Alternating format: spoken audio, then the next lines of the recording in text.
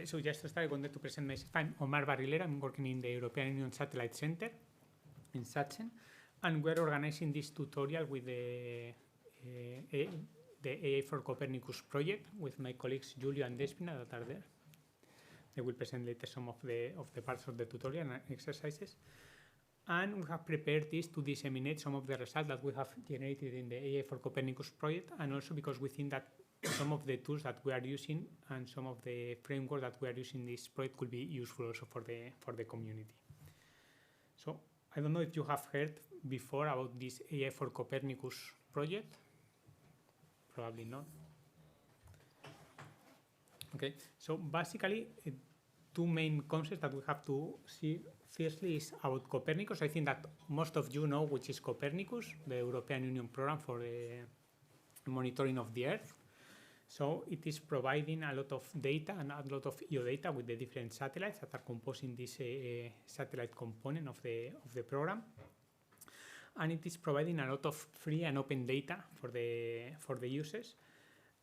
And also at the beginning there was the deployment of 5 DSs. I think that not all of them has survived during these years, but at least CryoDIAS, Wekeo, they are still working.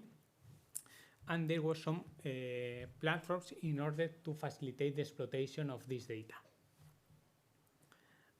And then we have, this is the part of Earth observation, and then more related to artificial intelligence, there is also a platform that is the AI on demand platform. I don't know if any of you have also some experience with this platform, but this is a platform that was generated through different European projects, and you have the link there. And it is available also, it is free, and you can connect directly without login. And there are some resources for exploiting AI assets. And the idea with AI4Copernicus is that we saw that we usually are seeing these two worlds from different profiles of people. So we have people that are expert in artificial intelligence, or companies that are expert in artificial intelligence, and a lot of people working with Earth observation. But sometimes these two worlds are not very well connected. So we try to fill this gap between these two main domains with AI4Copernicus, trying to facilitate mainly to SMEs this connection between these two worlds. So we will see later that in this project we are launching a number of open calls that are addressing to the SMEs, that most of them are expert in one of the domains, artificial intelligence or Earth observation, and we try to foster the bridge between these two domains. So basically, this is the consortium of AI4Copernicus. It is led by Democritos, and also, for example, I'm from Sachsen, and also University of Trento, University of Athens are here, but we have a lot of different partners that are more AI experts and also EO experts from the community and also from the academic community. So the main objectives I more or less have described at the beginning is to try to merge these two worlds, and also expanding the AI on demand platform with more results and assets from the EO domain. So basically, we have developed some tools and some architecture that with the intention to be included in the AI on demand, and to be able to offer some capabilities to the users. So our idea is that the users can focus on their own algorithms without worrying a lot of different things that they have to worry when they are working with EO data and so on. So for example, we have developed some of bootstrapping services, that it is something that we are going to use later during the exercises, where we are producing, for example, some preprocessing chains or chain detection algorithms that we put available for the open call winners, so they can focus on the specific domain problematic without worrying about this sometimes that it is generic processing of EO data for chain detection or for preprocessing and so on. So we're offering this kind of tools that are facilitating the user uptake of EO data. We have also some earthquake engine and semantic catalog and so on, that perhaps Despina will talk later more about that. So regarding these bootstrapping services, because of the expertise of the people that we are working in this project, we have separated in 4 main domains that are the security, agriculture, energy, and health. And we are offering different resources in these domains, but not all of them are for specific domains. For example, for the security that I'm representing this domain in the European Union Satellite Center, we are offering some resources that are quite generic, like the Sentinel-1 GRD preprocessing or SLC preprocessing, or algorithms for Sentinel-1 and Sentinel-2 chain detection. For the agriculture domain, also we have 2 main partners providing some resources here that are the University of Trento, that Julius here, and also Thales, and we are providing these resources. Also for energy, that we have the partner Equinor that is providing these energy data sets for facilitating the uptake of them. And also in the health domain, we have the ECNWF partner that we have also some colleagues from there. So if you have any question later, you can ask. And they are also providing this resource for the downscaling of cancer quality model data. And then we have also other tools that are more related to the semantic domain, and it is developed by the University of Athens. At the beginning, just to mention this, we pretended to include these resources directly in the AI on demand platform. I don't know if you have worked with the AI on demand platform, but we can integrate this in the catalog of the AI on demand platform. And there is another component that it is the AI4Experiments. Perhaps I can just open it and show you.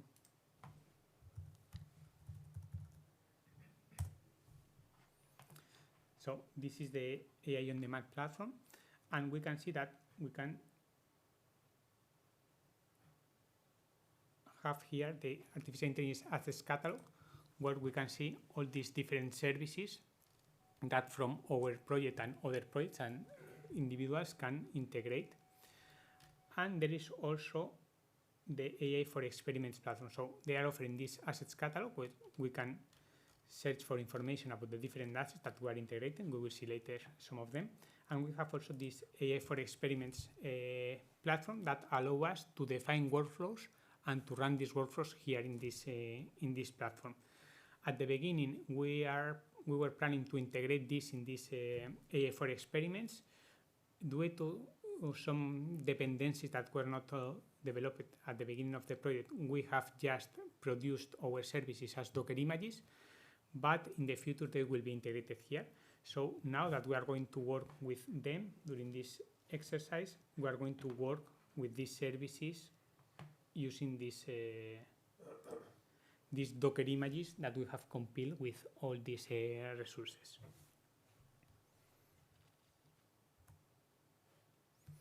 So this is just a screenshot of the AI on demand catalog. So if you go there, you will see that we have, for example,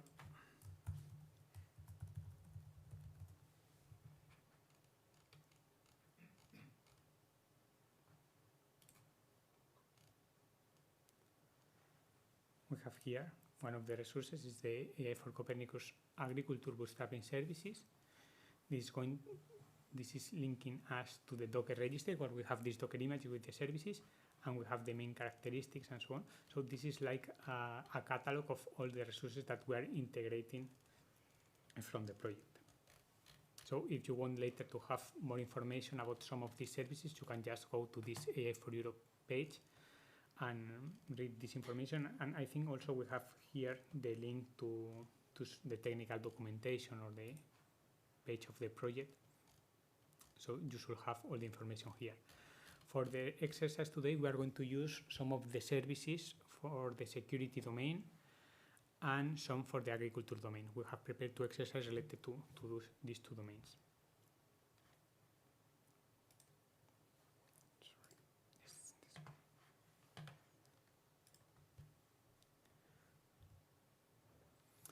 So, okay, we prepared everything of this, and this was to fill the gap for between artificial intelligence and Earth observation, focusing on the SMEs. So for that, we have launched during the project 5 open calls. We're just finishing the project. We're finishing in December this year. So all the open calls have finished except for the 5th one that it is finalizing, I think, we are having this final assessment, I think, during this month. And in the first open call, for example, we had a call where the different industries could propose different projects using the bootstrapping services and trying to address some of the domains that we were focusing on the project. And there was 4 projects from this.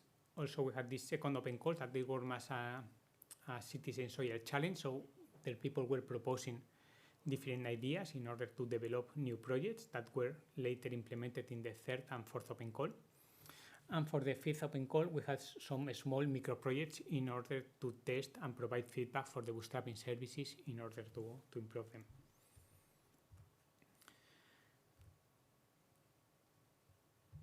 So basically for the 1st and the 5th open call, we have just, as I said, it is just the 5th open call is just running and it is finishing during this month, by the end of this month probably.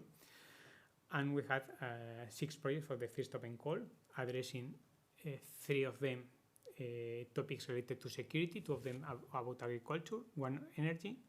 And then we had also for the 3rd and 4th open call, 8 and 3 projects respectively. And as I said, the second one was more related to ideas or challenges proposed by the citizens.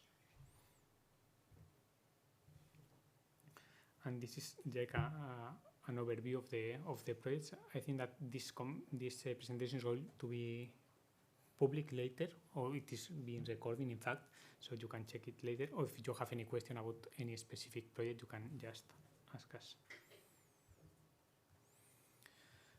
Okay. And this is related to the projects. And the other important thing that I was introducing before is about the AI4Experiments platform in AI4Europe. In AI4Europe, let me check if I can. We have this catalog, but also we have this AI Experiments platform that we can launch. And this. Okay, I have to log in. But we have a marketplace where, besides of the information of the different modules, the people can upload the real processing. So they are just referencing to Docker images and with some metadata and following some standards in order to allow to the participants to create workflows with these tools and generate some things. This is something that we can do if we are logged, but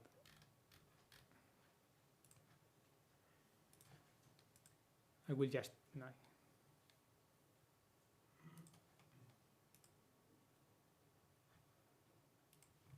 I'm going to do that. I'm not sure if I remember my password, just to show you.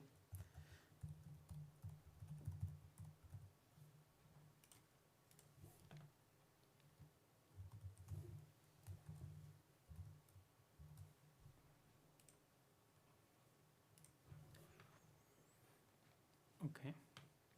So when you are logged in this platform, you can onboard also your model. So you can define here, which is the Docker and the protobuf file, that it is the standard for integrating here the models. And then you have the Dyson Studio, where you can use the different models that we have. They are classified here in different panels. But the idea is that you can here add all the modules that you want and try to make a workflow with that. And the idea with that is that when you have already done this, you are able to deploy for execution. So it is basically something that you are going to compose a workflow, and the AI on demand platform is going to allow you to deploy this to a Kubernetes cluster to run it. And one of the things that we have done during the project is also to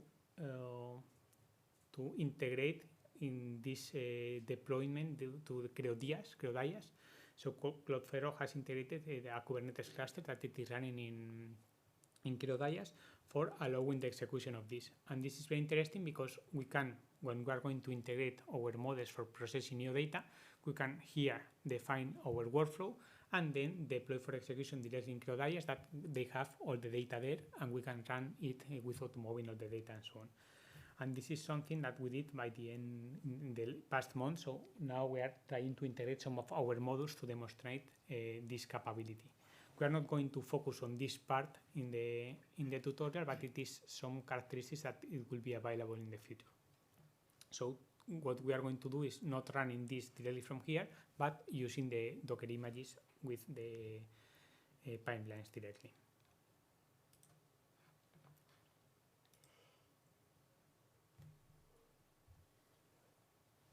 Okay, this is more or less the overview of the project. I don't know if you have any question.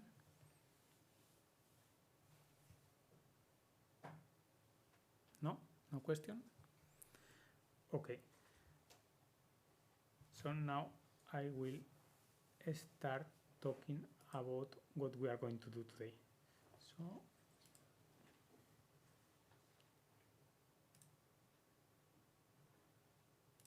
okay. So the idea today is that we have defined a couple of challenges or exercises that we are going to carry out after the coffee break. So during this first part, we are going to explain you which are going to be these exercises, which are the tools we are going to use, explain the background of these tools and the theoretical basis. And we are going to configure the virtual machines and your PCs in order to access to the VM to run everything after the coffee break. So one of the exercises is going to be the assessment of the impact of natural hazards. And for that, we are going to use the security bootstrapping services and some linked tools that Despina is going to explain you later. So for this challenge, we are going to make a quick assessment of the area affected by a flooding using Sentinel imagery. So basically, we are going to generate this flooding mask. As we don't have too much time for doing this exercise, we are not going to go further, but it will be later possible, for example, to use OpenStreetMap of the human settlement layer. Once we have defined this flooding mask, we can be able to intersect this mask with these different layers to see which are the affected buildings, how many population has been affected, or these kind of things. And for doing that, we are going to exploit some of the resources that we have produced with AI4Copernicus. So we are going to focus on this flooding that happened in Australia in 2021. There was an extreme rainfall, and there was some flooding around Sydney. And we are going to focus in this small area, also again because of the limited time that we have and the limited resource that we have in the VMs. We are going to focus in this area, and we are going to do it with Sentinel-1 and with Sentinel-2 data. So this is just an example of an application also that we have for visualization, where we can see in the left side, which is the area before the flooding and the area after the flooding. So basically you can see visually that it is quite visible, which is the area affected by the flooding. And we are going to apply a change detection algorithm with Sentinel-2 to be able to delineate this mask and to generate a raster file and also a vector file. And also we are going to generate and we are going to run this chain detection also with Sentinel-1. This is also an example of the visualization with Sentinel-1, that it is SAR imagery, just before the flooding and after the flooding. I don't know if your background, so I don't know if you are, because I see the first one image, it is quite visible because it is like a photo. But for the second one, I don't know if you are used to work with SAR data. But with SAR data, basically, I have just copied here in the right some of the characteristics for the image interpretation. So basically, when we have a very smooth surface, we are going to see things very black. So for example, the water in a flooding, we see it very black. And when we have buildings and so on, we have a lot of reflectance and we are going to see it in white. So basically, we see here all this area that it is appearing black because it is covered by water after the flooding. So basically, we are going to take advantage of this different backscatter produced by the SAR imagery before and after the flooding to compute the mask. So we're going to see how Sentinel-1 and Sentinel-2 are able to do these kind of things, and then we're going to generate the vector file by just using the Sentinel-2 results. Okay, so just to understand what we are going to do is with using SAR, the Sentinel-1, we are going to compute the amplitude change detection, that it is like one of the typical composites that we are using for computing changes between a couple of images. So we are going to pre-process Sentinel-1 images before and after the flooding, and then we are going to create a composite, an RGB composite, using in the red channel the backscatter of the day 1 and in the green and blue channel the backscatter of the day 2. With this visualization, all the changes are going to be visualized or in red or in cyan. So depending on if the amplitude has changed between the two acquisitions, if we had a higher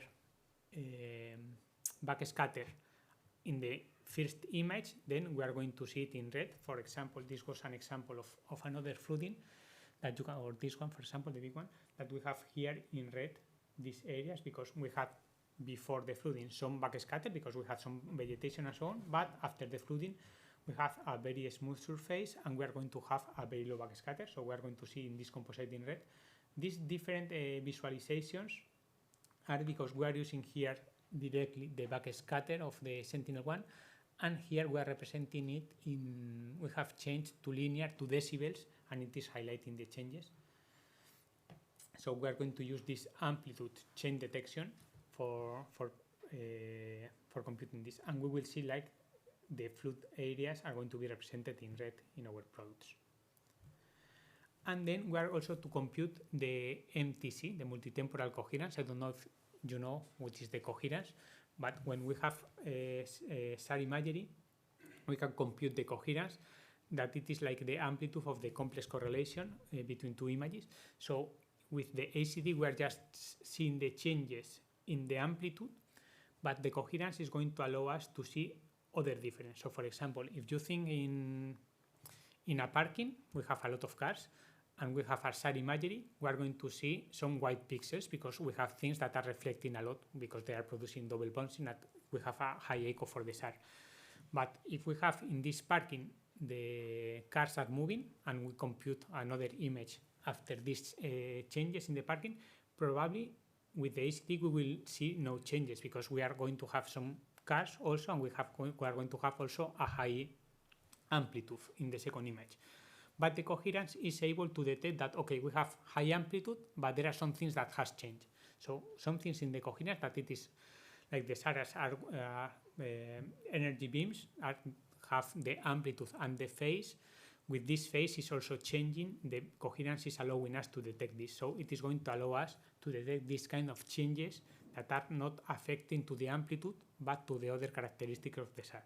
So this is quite useful, not in this case because in the flooding the changes are very visible in the amplitude, but for other kind of changes, using the coherence allow us to detect other kind of changes that are not affecting directly to the amplitude.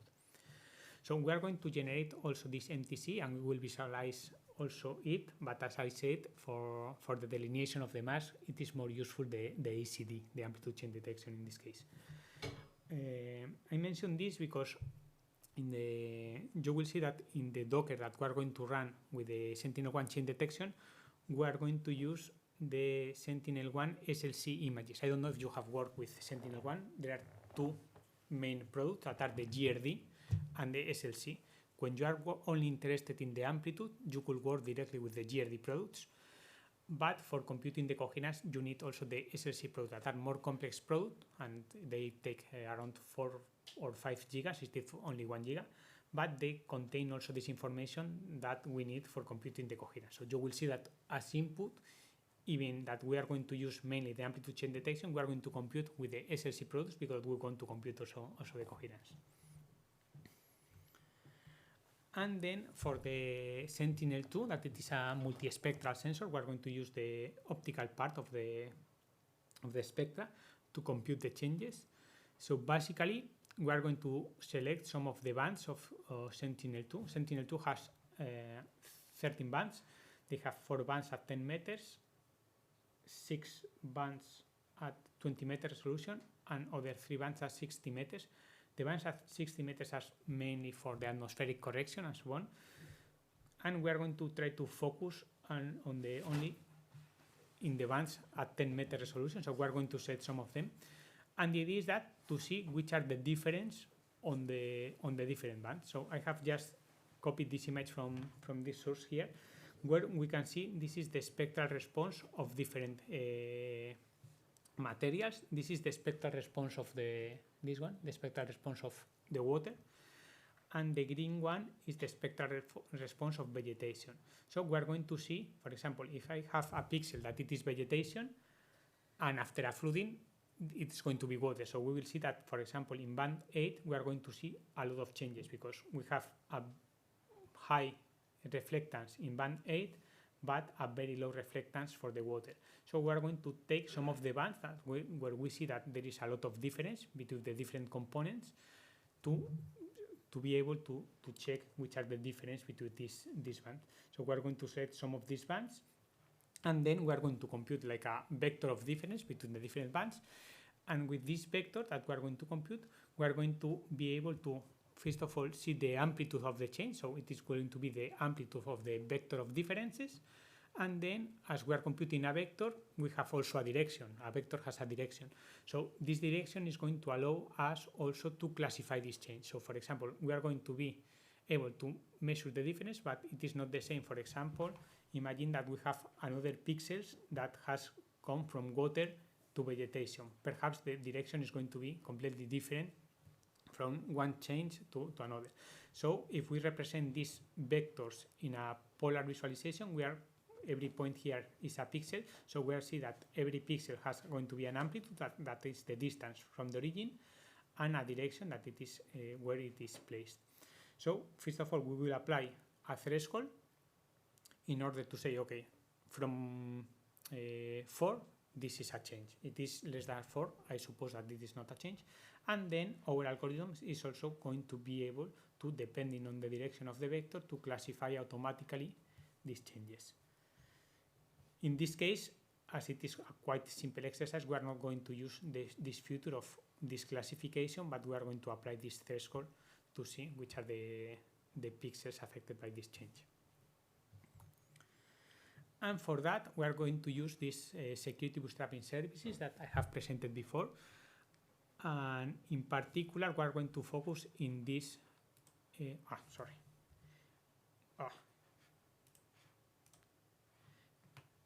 in these two pipelines that we have for Sentinel-1 and Sentinel-2 change detection. And in the backend, what we are doing in the pipeline is basically we are using some open source tools that are Snap. I don't know if you have worked with Snap, but if you have worked with Sentinel, probably you know Snap. That is the Sentinel toolboxes developed by ISA. And also we're using GDAL. So we have also this described in the technical documentation that we are running some graphs in Snap, that it is doing this pre-processing of the images for computing the change detection. And also we're using GDALs for some format converting and project conversion and so on. And that's all from my part. Any question about this? We will see later in the exercise, so if you have questions, you can just ask now, or we will see this working later. Thank you, Omar. So, hello everyone. I'm Despina Athanasia Pantazi. I'm a PhD student and a research assistant at the National and Kapodistrian University of Athens. And today, during this presentation, we will talk a bit about what are the linked data tools that are included in the project AI4Copernicus. So first of all, let's start with the question, why to use linked data? First of all, the vision of linked data is to go from a web of documents to a web of data. So in this way, we can unlock open data dormant in their silos. We can make this data available on the web using semantic web technologies such as Sparkle, RDF, URIs, and HTTP. And of course, we can interlink this data with other data, such as from the European Data Portal, so that we can make it more valuable. So if we connect data sources, we make the data more valuable, and we will see it in the exercise as well. So we have two standards for representing and querying linked data. The first one is Sparkle, which is a standard query language for RDF and the W3C recommendation. And it actually allows for a query to consist of triple patterns, conjunction, disjunctions, and optional patterns. So as you can see here, we have triples. We have a subject, an object, and a predicate that connects the subject to the object. So for example, we can have Austria as subject, Vienna as object, and predicate has a capital. So we would have a triple like that, and all the linked data are actually triples. Then we have GeoSparkle, which is actually a standard as well for representing and querying geospatial linked data, and it comes from the OGC, the Open Geospatial Consortium. So let's see an example, a query example in GeoSparkle. So in the left side, we can see the question in natural language. So we need to find all potato fields in Kitzberg area that are less than 2 kilometers away from Elbe River. So we need to find potato fields in a specific area, which is Kitzberg. We have an approximation here, which needs to be less than 2 kilometers, and the Elbe River. So if we need to express this natural language query in GeoSparkle, we will have the Sparkle query that you can see here. But just let's focus a bit. We select distinct fields where these red lines are about the potato fields. So we need to get triples. Remember what I said in the previous slide, we need triples. So we need to get the fields that have a label name potato. These fields have a specific geometry, and this geometry is represented as WKT. So from these three first lines, we keep the field WKT, which is the geometry of this field. Then we need the area, the information about the area. We need the Kitzberg area. So to get this, we use a data set, which will be used in the tutorial as well, which is the Global Administrative Divisions data set. So we need to take these areas. So we take areas that have as administrative unit 3, which is the third level. They have to have the name Kitzberg and have a specific geometry. So we get one geometry from here as well.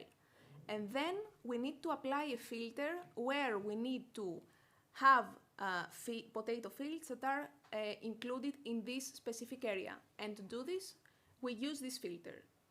SF contains the geometry of the administrative unit and the geometry of the potato fields. Last but not least, we need to have the information about the river. So we need to take the rivers that have the name Elbe. They are actually river parts and have a specific geometry. And to get the distance, the less than 2 kilometers distance, we need to apply one more filter, which is the distance one, and we apply it for the potato field and the river geometry. So we will see more of these queries in the tutorial, and we will explain everything in detail. So regarding the linked data tools that are included in the project AI4Copernicus, we have GeoTriples, Strabon, JEDI, Semacro, and Sextant.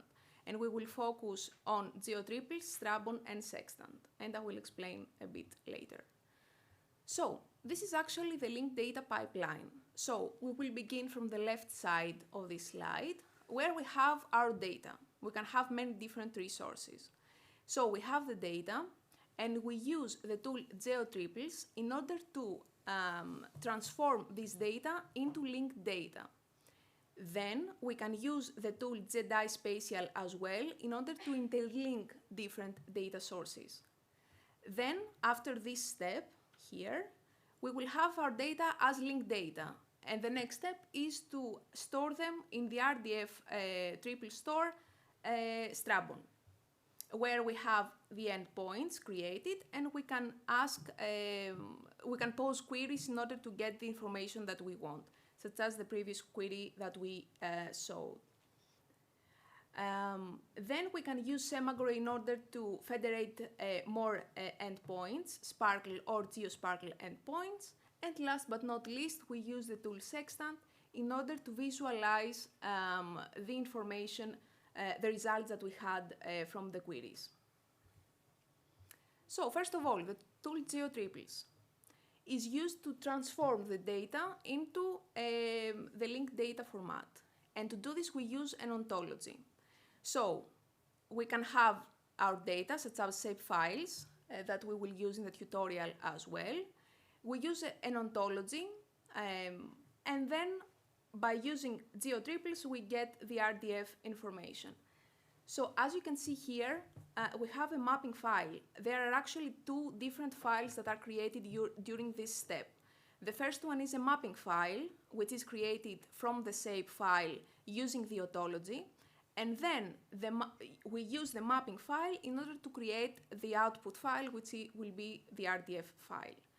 So here you can see some lines from a mapping file about the precipitation in Douro River network. And for example, here you can see, if you remember, I said that we use triples. RDF is triples. So we have a subject, a predicate, and an object. So for example, here, for this specific subject, a food security observation, we have a predicate that is called has start date or has end date. This is a different predicate. And the value here is a specific date. So we have the subject, a food security observation, a predicate has start date, and an object which is a specific date. This is a mapping file that is provided to GeoTriples in the second step. And we get the output that we need, which is the RDF file. Here you can see a small example of this previous file, where we have 6 different results, 6 different triples, where we have a subject, a predicate, and an object. And we will see more in the tutorial. A second tool is called Jedi Spatial, which is used to detect spatial links between datasets. So for example, here we have 2 different objects, object 1 and object 2, which have different geometries. So instead of calculating in each step the geometries from the beginning to see if one intersects 2, we just apply this we get this spatial link and we just have it for the next examples. So we don't need to calculate it over and over again. Then we have the RDF store Strabon, where we store the RDF output files that we have, and we pose queries, such as this one, the one that we've seen earlier about the potato fields. And then we visualize the queries using the tool Sextant, where we can create different layers, we can visualize different types of data using these layers, and we create interesting maps in order to visualize the information that we want.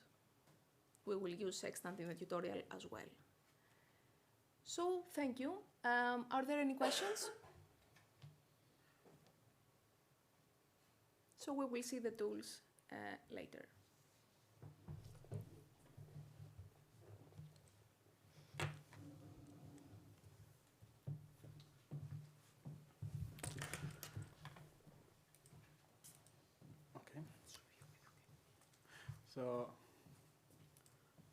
Okay. So I'm Vaikman Giulio. I'm a PhD student at the end of my 3rd year at the University of Trento in Italy. I am part of the remote sensing laboratory team led by Professor Lorenzo Bruzzone. And today I wanted to give you a brief overview of the challenges that we are addressing today during the tutorial, and also of the services that we are making available in the AI4Copernicus project. And I didn't want, with this presentation, to go too much into the detail of the services, since we are going to look exactly at what we are doing later during the demo. I wanted to give you a brief overview of the problem that we are trying to address. So here is again the consortium that we have. Michele Lazzarini is calling. I think I'm going to ignore. Can I? All right. Okay. Sorry.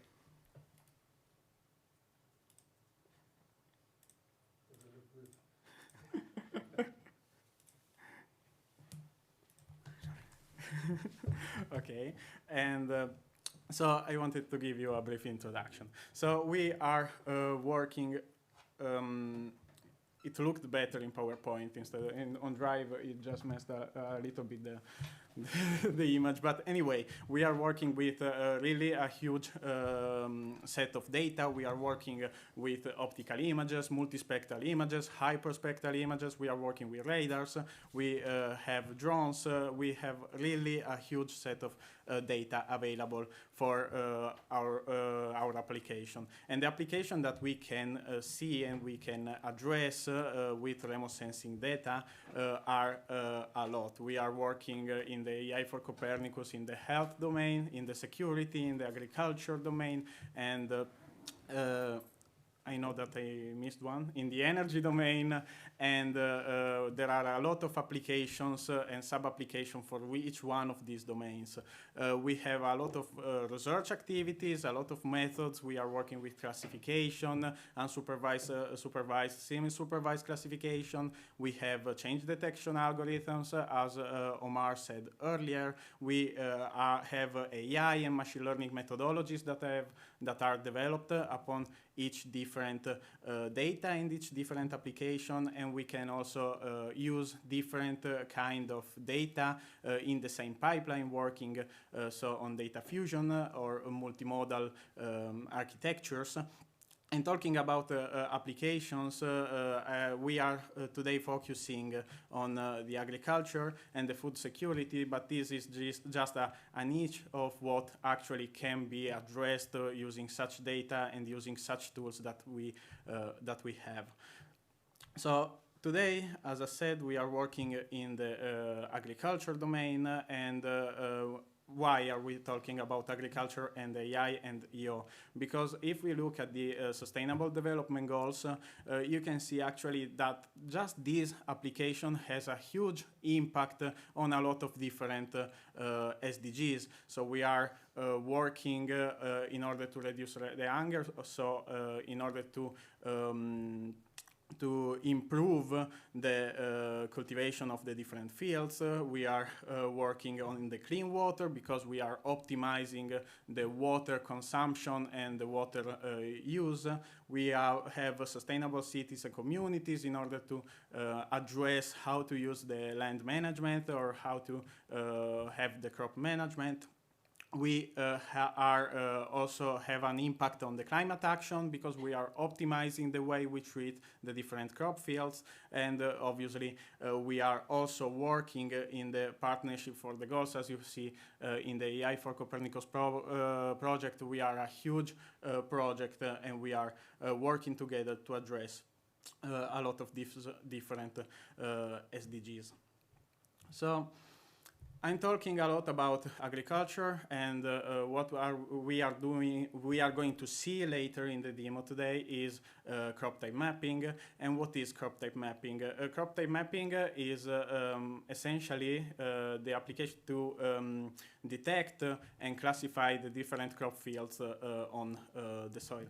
And it is not an easy task. It requires a lot of different it has a lot of different challenges that have to be addressed, and in this tutorial we are going to see some of them using the services that are available online, and you can see enlightened on the slide the particular challenges that we are going to address today. So we have to collect all the data that we need in order to understand how the spectral signature of the crop fields evolves during time. So we have to understand what is the trend of the spectral signature to understand how the crop grows.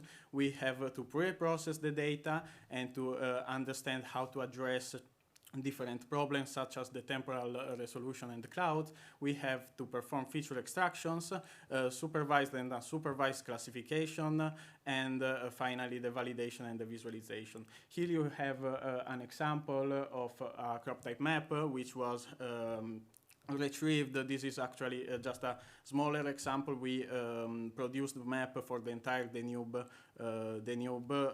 area, Danube basin, using LSTM. We predicted the crops in order then to retrieve water irrigation recommendation over the entire Danube basin. But this has a lot of different challenges, and here also the lines are messed up. Anyway, there are a lot of different challenges, and when talking about crops, we are talking about the problem of correctly understanding what is the evolution of the spectral signature over time. We have different images, and with different images we have different spatial resolution, not only with different sensors, but also from bands within the same kind of sensor. So you saw before Sentinel-2. Sentinel-2 has 10 meters, 60 meter, and 20 meter bands. We have different temporal resolution if we are going to work on large scale, meaning that if we are looking at different areas, we will have a different time sampling due to the overlapping orbits or of acquisition, or due to the cloud coverage, and due to missing data within our temporal series. So we have to understand how to correct such different temporal resolution to work with all the images at large scale in a standardized manner. We had the cloud cover and the weather, which hampers the spectral signatures that we are analyzing, and we have to deal with that. We have spectral confusion. We are working with with images that have not a really huge spectral signature, spatial resolution, and this actually brings some errors in our final classified map, because if you just think about a crop field and you look at the pixels in the border of the crop field, if we are looking at it with a 10 meter of spatial resolution, the crops that are bordering will have some mixed pixel on the borders. Then we have spectral variability of the different crop types, which might overlap, and we have the problem of the crop rotation, and obviously the problem of the collection of the ground truth. So in AI4Copernicus, we try to give to the user a set of different services that they can use and adopt to facilitate the development of their own pipelines and workflows. So we are working in the bootstrapping services and results in the slide, and the services Omar introduced are all available on the AI4Europe marketplace, and were used within the context of the open calls. And what are, I'll just skip this slide as for now. What are the resources that we are that we have on the AI4Copernicus project? We have pre-processing techniques, such as the Sentinel-2 time series monthly composite approaches, which can also be adjusted with the user need. You can specify the different cloud mask, you can calculate your monthly composite, and obtain monthly composite images per year, meaning that if we are working on large scale, in this scenario, we can actually extract a standardized and a homogeneous temporal signature for each area that we are analyzing. We are also making available a set of different neural networks. In particular, we have pre-trained neural network based on long short-term memory neural network, which are able to analyze how the spectral signature trend evolves over time. And we are also giving the user the possibility to fine-tune such networks and to train them from scratch using their own kind of data set. We have also LSTMs which are instead developed for the prediction of values. And we are also giving data sets in order to train the architecture and to help having a trained architecture to fine-tune then on the data that you need. So I'll quickly go through all of the different resources, and today we are going to see a demo of all of them directly on the CloudIaaS infrastructure. And here we have the monthly composite approach, and basically what this approach is doing is to calculate monthly composite for each month of the time series that we are analyzing. So if you are taking two different areas that have two different number of images acquired within 1 year of acquisition, one of the common approach is to reproject the time series on a homogeneous temporal sampling grid. And this is exactly what it is doing. So in 1 year of acquisition, we are extracting 12 different monthly composite images that represent the year of evolution that the crops had to go through. Then we have the time sent to crop dataset, which is a pixel-wise dataset. It has over 1 million of labeled pixels. We are talking about 16 different crop type labels acquired in the entire territory of Austria. And you can see on the slide the data distribution across all the different tiles. And in the time sent to crop dataset, we have all the different information regarding all the different images that were acquired over Austria. So each tile has different temporal resolution.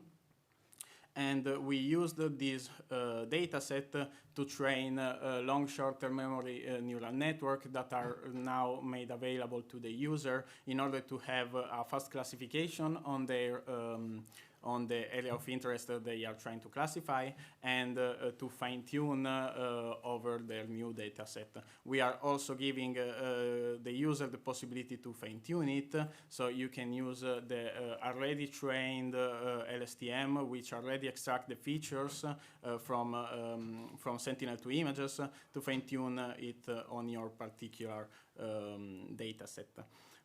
This has been trained on the time sent to crop dataset, where we performed the monthly composite approach. Also, we tuned the LSTM. We modified the LSTM in order to perform value prediction. So if you have to calculate and predict a series, for example, of NDVI, of normalized difference vegetation index, you can actually train directly the model in a transparent way. And finally, we have the deep network for pixel level classification of Sentinel-2 patches. This is a service made available from Thales Alenia Space. And what this does is a pre-trained neural network that was trained on CEN12MS, and you can fine-tune it using your dataset and on your own problem. The network is fully customizable. It has been trained in a self-supervised way on a huge number of unlabeled images using a Siamese approach. All the different resources that I've been talking about right now will be used in the demo after the break. So with that, I think I ended the presentation, and if you have any questions, otherwise we have to set up the VMs for the tutorial after the break. Just yeah, sure. Regarding the Yeah. If I understood well, you computed the monthly composite, but how do you compute the composite from a one month? With, I don't know, median? Will you be there in the next, in the demo? Okay. Okay, we are going to see exactly a demo of the different services. So right now they are available to work at a large scale in the context of the project, but in the tutorial we are going exactly to see on a set of Jupyter notebooks how it performs every single computation. And also I will give you more a set of different approaches that still are used and can be used to solve this problem. So in the next session, we are going to see exactly how to solve a pipeline, a simplified pipeline for the crop type mapping task. Okay, you're welcome. Okay, so if you have no questions, then we can set up the WEMS. It's okay? Okay, so now it depends, because it's going to be depending on the system that you are using. Here in the doc file that I have shared at the beginning, we have the instruction for connecting using MobaXterm term. I don't know if you have already used it or not, but for the ones who have Windows, you can just search in internet this MobaXterm term in Google.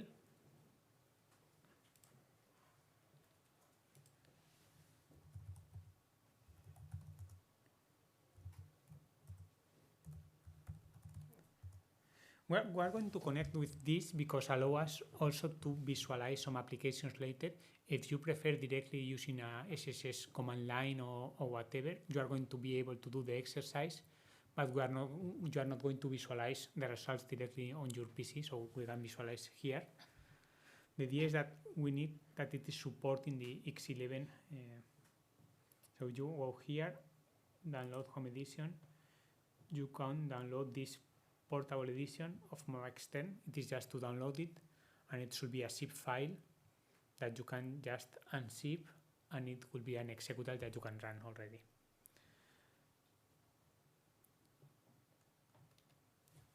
There are people that are not using Windows. And do you have SSS command already and SSS as tool? Okay, so you can use it directly. For you, if you open your command line, you have SSS as this weapon. Yeah, right. Okay, so you can connect like this. There are some other tools that are allowing this X11 forwarding.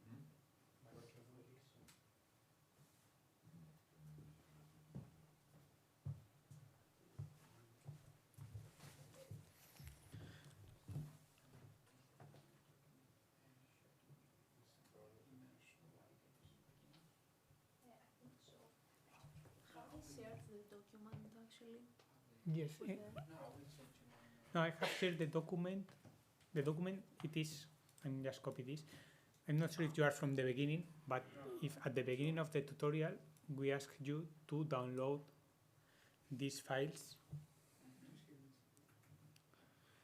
Here, there are 3 files, this doc file, and then we have a couple of private keys for connecting to the VM.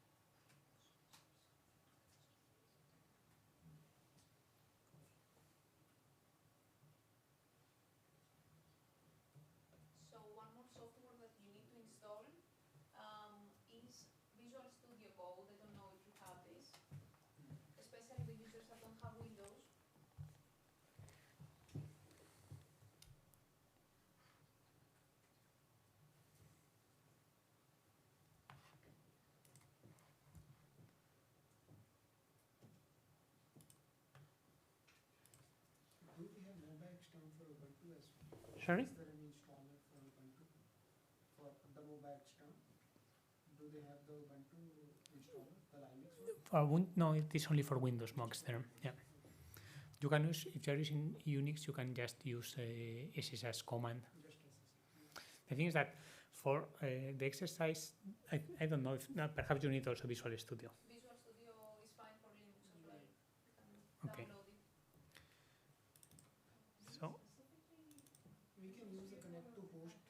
using VS Code, right? The connect to host using VS Code also. I think yes. Ask Despina Yes. You don't need to if you have for the Visual Studio.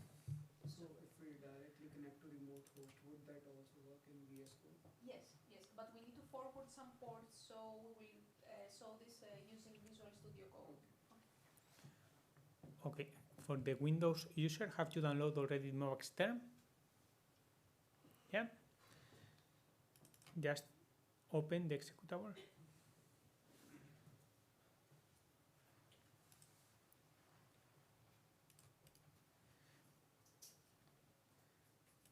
Then you can create a new SSH session where you have to put here your IP.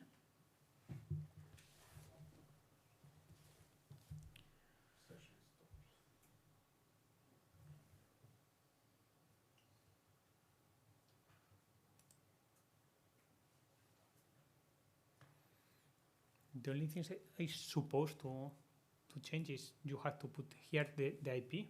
I have assigned before. You can specify username. It should be your user. The 22 I think is by default. And then here you have to select the use private key.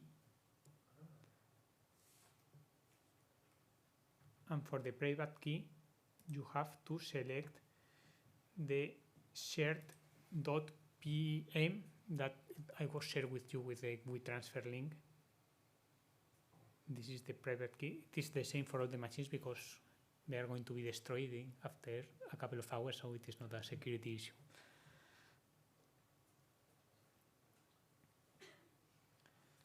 Sorry, could you please share me again the link for, Yeah. for download the link? Thank you. This one.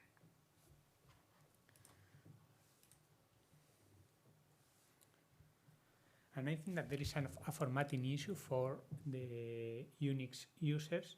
So for that we have the shared .pem, and there was other that was named CreoDias. So for Unix or Mac, I think that you need to use this CreoDias. It's supposed to be the same, but I think that they have the different encoding for the line breaks or something like that. So you can try with both of them. For Windows, the shared, it should work.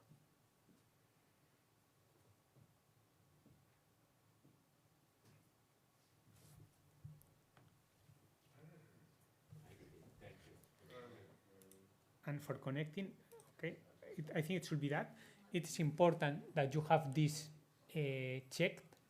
It is going to allow us to run graphical applications from the command line and visualize them.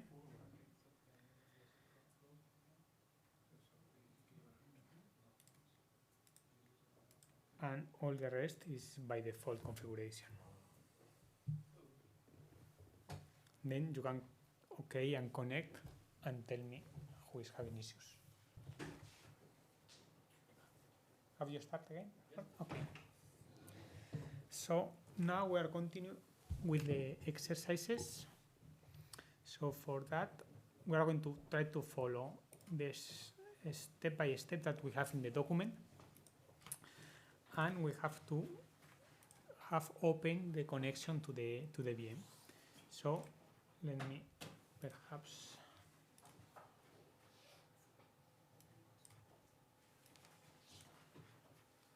put it like this.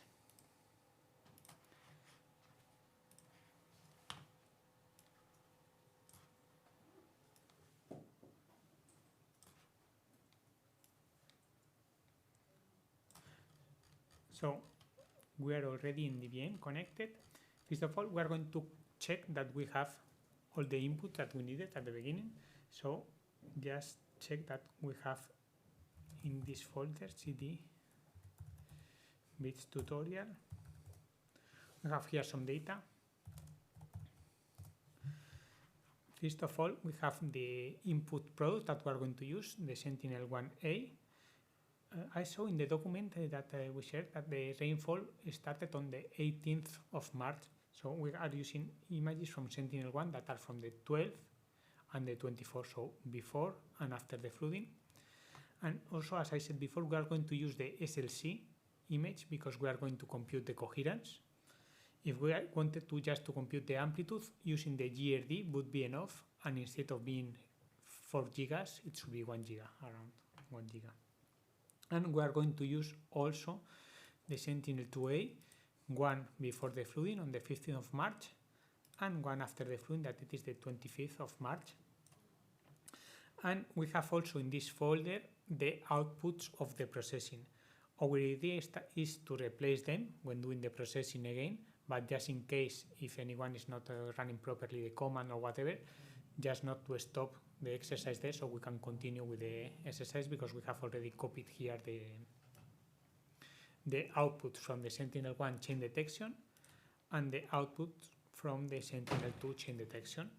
And finally, we are going to generate the mask in a vector file, that is this flood mask. So we have here all the outputs of the different steps of the first part of the exercise that we are addressing now. It is related to the flooding in Australia. So first of all, as I said, for the security services, we have all the pipelines in a Docker. So what we are going to do is to run this Docker and to run these commands inside this Docker. If you want to automate this processing or run it for a long time series of whatever, you can use, instead of this command, with this command I'm going is to run this Docker image, that it is the security services, and I'm going to run the command bash in order to access to the command line and I start making the processing. But if I just want to process the data, I can substitute this bash by Sentinel-1 CAD whatever, so it is going to make the processing directly, and I'm not going to go inside the Docker, make the processing and so on. So we are going to make like this in order to show the different steps. So you can just copy this command. I suggest you have the Word file, because if not it's going to be very long to write all the things. But here I'm going to run this Docker image with the Docker services, and I'm going to map this volume that I have in my VM, that it is the BiDS tutorial, and I'm going to mount this volume in the /output in the VM. So I'm going just to run it.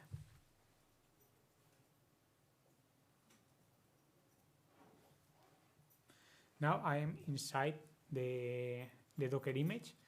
So for example, we can see that now I have in the folder output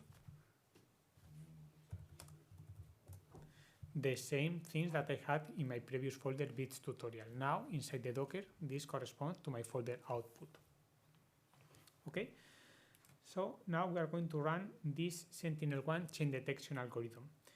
This documentation, I'm going to just to launch it, and then I will explain what it's doing. Can you do it directly, copying the command and so on? Or, because if not, you are going to take I only have agricultural tutorial. I don't have in what BiDS folder? tutorial. Yeah, because I have only agricultural and not BiDS. Okay. I don't know how to get there. You are inside the Docker or not inside the Docker? Oh, okay, so No, you are. I'm not inside the Docker. Can I? I guess. The exercise one has another. It has part 2 and part 2 there's flat masks level. So Did you? You have the BiDS tutorial there. Okay. It is in the root folder. It is there. So if Okay, you run that's the fine. commands. Okay. So the thing is that you are, by default, you are in a folder, but it is not the root folder, so you don't have this BiDS tutorial, but it exists. Okay, that's all. Thank you. okay, but You're welcome. it's okay, right? Yeah, the thing is that I'm going to. Okay. Just go after folder, yeah, again. Also, I think that it's what Julio is saying is that you can see it here. So, for example, when connecting to the VM, we are in the EU user folder. So we are in home EU user, and we have this agriculture tutorial, but we can move to the / to the root folder, and we have here the BiDS tutorial. With Mobile Extend, we have this also possibility of navigating between folders and so on. So I think that you have it there, but not in the folder that you are supposed to be when you are connecting. But it shouldn't be a problem.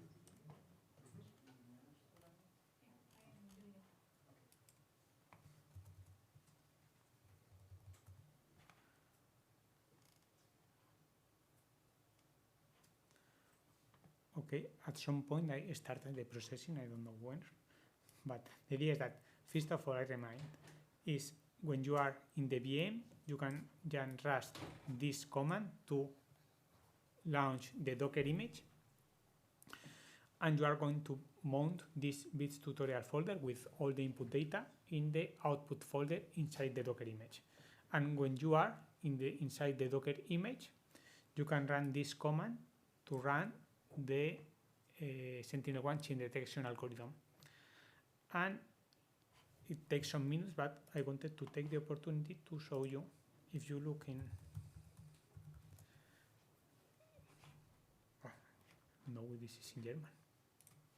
Okay, I suppose it was German, I don't know. So if you look for AI4Copernicus technical documentation,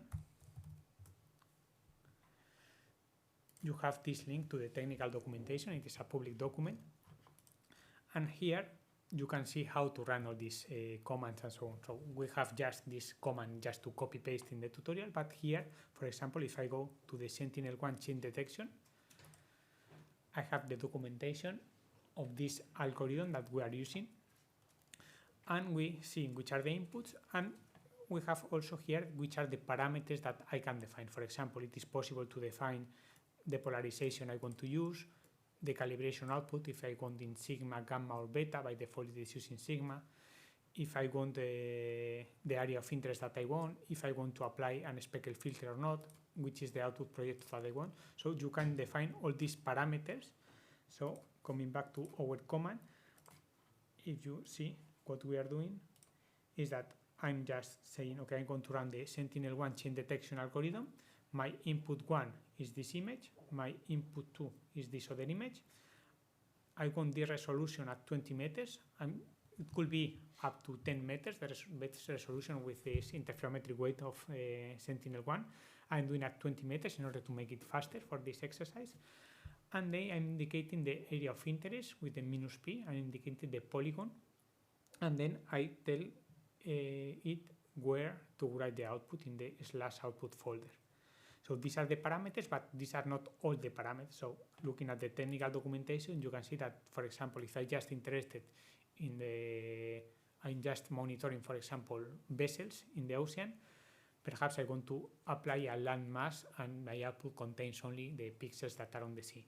So these are the kind of parameters that you can also indicate to this command. And just also, between it is finishing, in the meanwhile, I have said before that it is based in the Snap.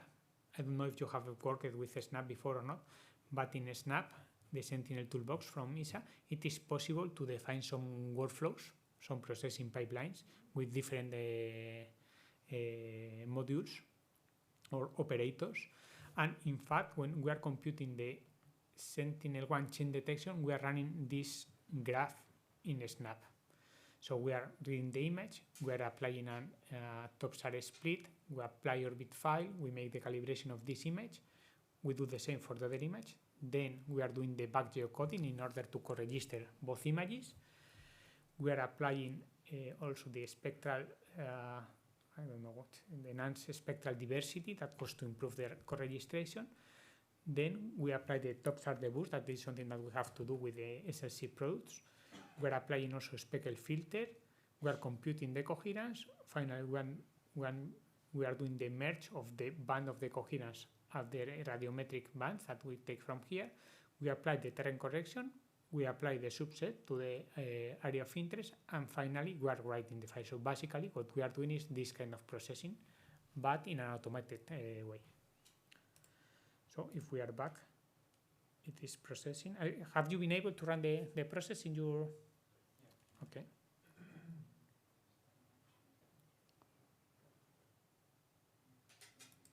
Just also to comment on this is that this is the graph that we are running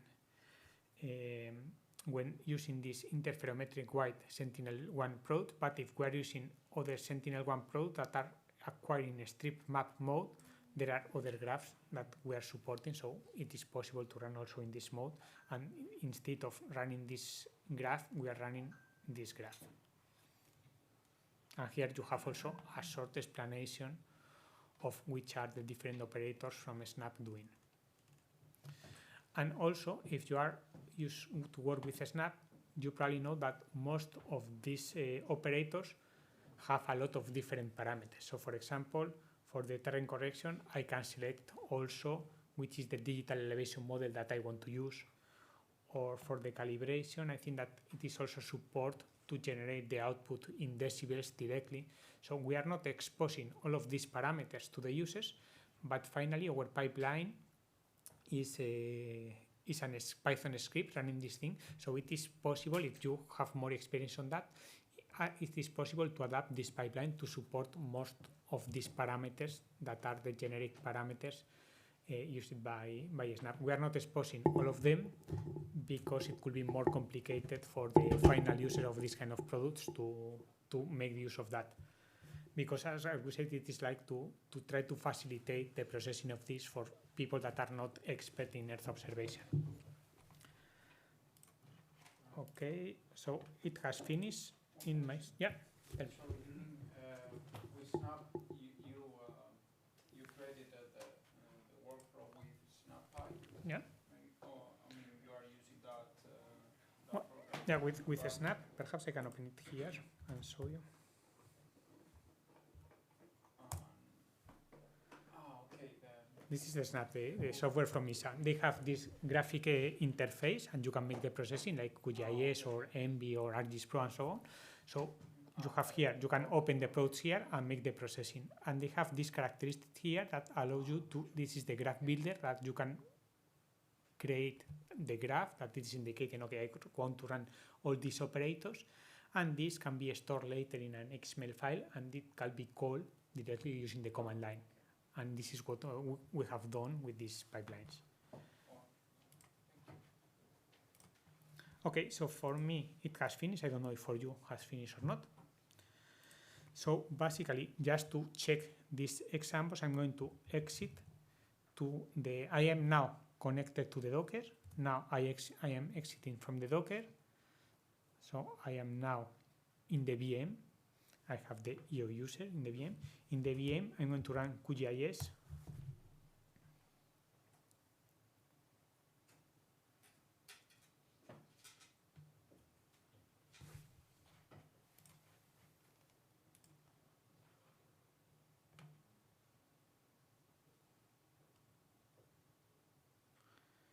And we are going to run QGIS in order to open some of the output that we have just generated to visualize them.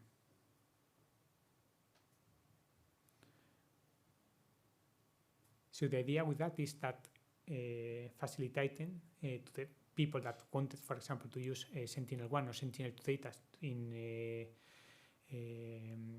deep learning algorithms or whatever to pre-process the data or to generate this kind of chain detection, to ingest and generate this easily in one command line without having all the complexity of managing of this kind of process, installing the data and the tools and so on.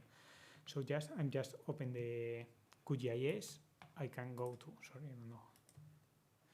We can go to layer, add raster layer. And I'm going to I'm now inside the virtual machine. So I'm going to the folder BiDS tutorial. And we have seen that we have just generated today. And this is not this time because I have this time difference with summertime, wintertime, and so on, but they have just been generated, all these products. I'm going to open all of them. Sentinel-1 ACD, that is the amplitude change detection, the coherence, the multitemporal coherence, that is the composite with the coherence, and the sigma, that are the calibrated output from Sentinel-1. So I'm going just to open all of them.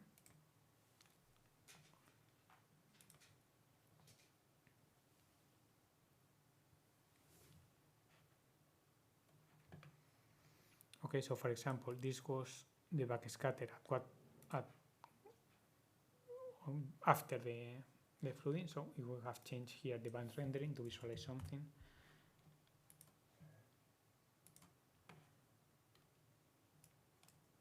Okay.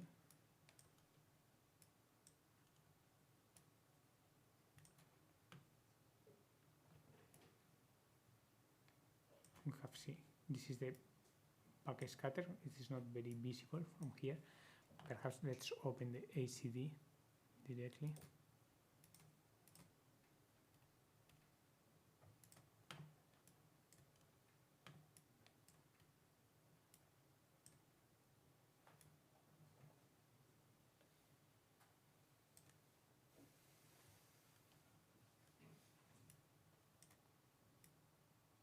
I think it has not computed it properly because I think the flooding is here, so I don't know why this has all these black pixels here. I'm going to close it. We are going to make the processing with Sentinel-2 in order to follow to see exercise, and I will come back later with that. So for the Sentinel-2, we are going to do the same. So with that, it is not well generated, but in theory, it should have compute the ACD and the MTC. I don't know if for you it is working. You can visualize something else than me in the QGIS. This is still running.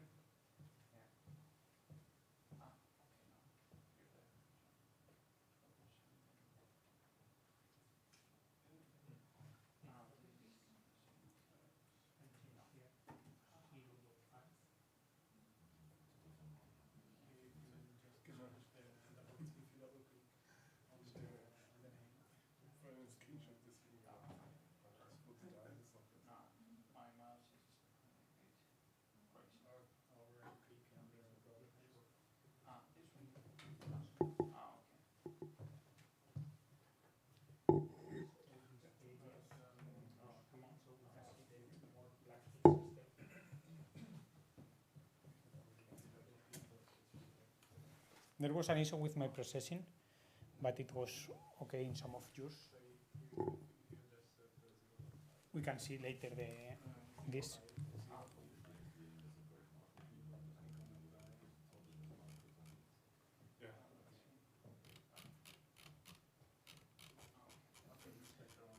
Okay, so I will show you later the outputs as they should be in case you are not generating them.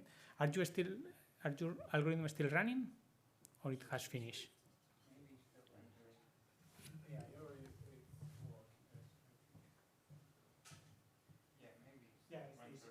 On this area, that it is the food area. I have just selected a small area for the color processing. Is the last one. Yeah, this is the MTC. If you open the ACD,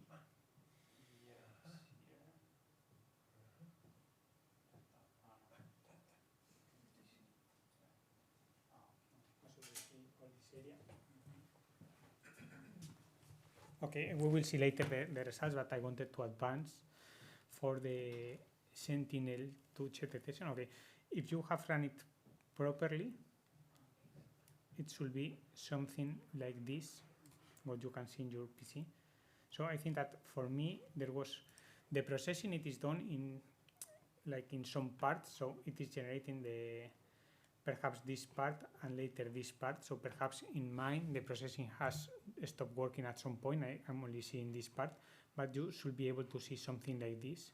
So for the ACD, you see here in red all the area that has been affected by the flooding.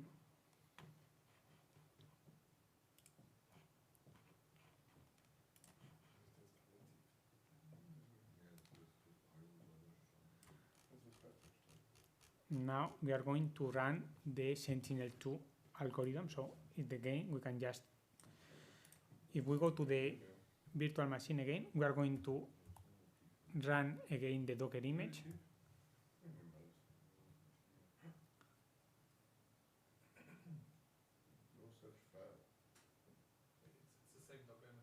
Yeah, the same we have in the security service image, all these pipelines for the Sentinel-1 preprocessing, Sentinel-2 preprocessing, and also for Sentinel-1 and Sentinel-2 chain detection. And we are going to run again the process. Copy.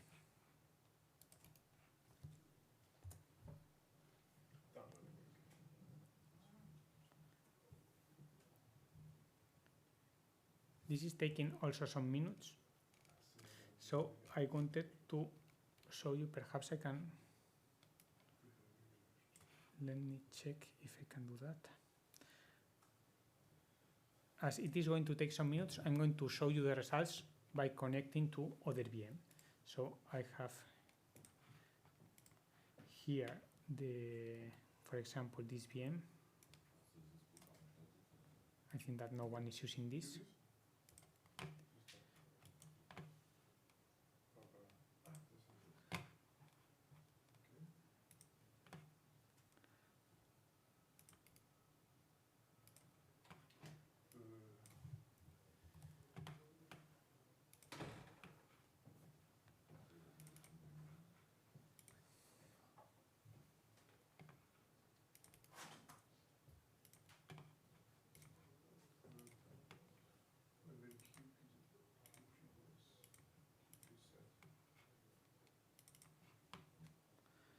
Okay, just only to visualize the other thing is I have here the process running with Sentinel-2,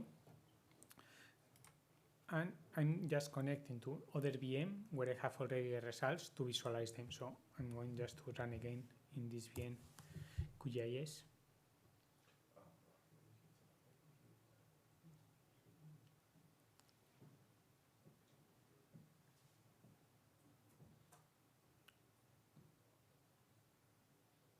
Good job. And das ist jetzt im Infant-View. Infant-View, das Programm, das ich halt als Standard-Programm habe für Tiefdomain.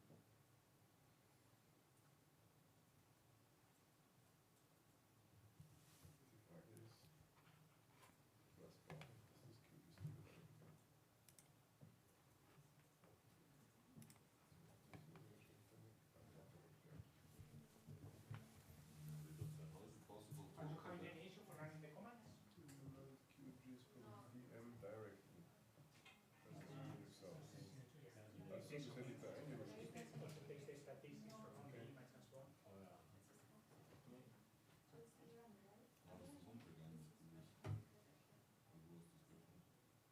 Das habe ich runtergeladen. It is already saved. It is the routes are there. Ja, This is just for visualizing. And this graph. oder wie meinst du es? Ach, die EU-User. You have to copy the command here again. Nein.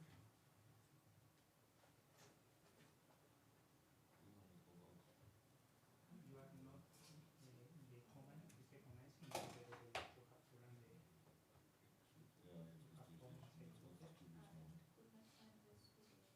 QGIS. And now the thing is that this command is a command that we have available. Aber was startet da jetzt? Is to run the document, go inside the Docker container, that it is what we have just done, and then you can start the Das command. geht über diese Software direkt. And now it is Es startet dort. Um 6 Minuten. Ja, sehr gut. Okay, das ist schon eine Entlastung von mir. Ja.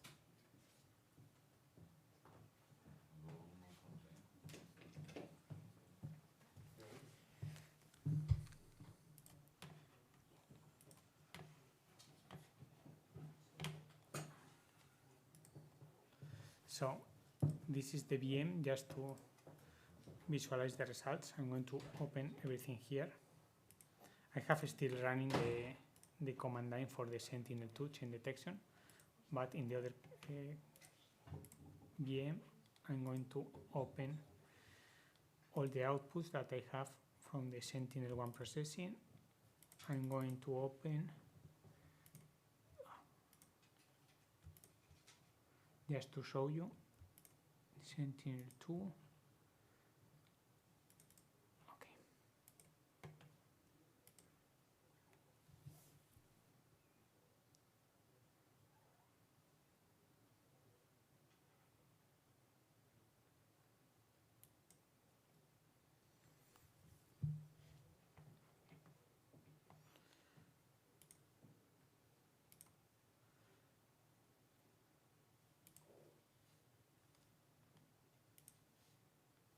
I think there was an issue with the Sentinel-1 image, that it is not processing everything. But what we are processing now is the Sentinel-2. I don't know if I have put probably the polygon back in the command, but in any case, for the Sentinel-2, we are generating this couple of products. We will see that they are available when it finishes. The first one is the results from the change vector analysis. So is a product that has two different bands. So if we are going to visualize only one of the bands, the first band is the amplitude of the change, and the second band is the direction of the vector. So if we are going to look at the amplitude of the change, we go to the single band graph, for example, and we are going to visualize from 0 to 10.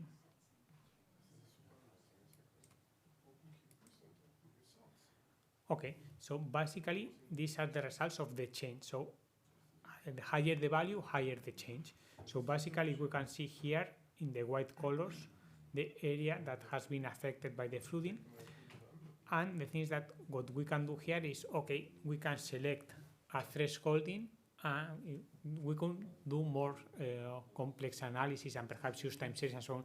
But for this exercise, what we have done is, okay, we are going to select one value and say, for example, 4, and we say, okay, every value of change that it is higher than 4, we are going to consider that it is a change and it is the flood pixel, and if it is lower than 4, it is not a change. So it is something similar that we did before in the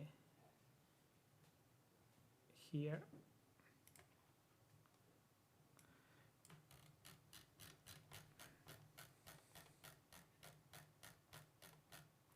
Here we have computed this change vector with Sentinel-2, and we have now all this information in the raster. So we have for every pixel, which is the amplitude of the change and the direction.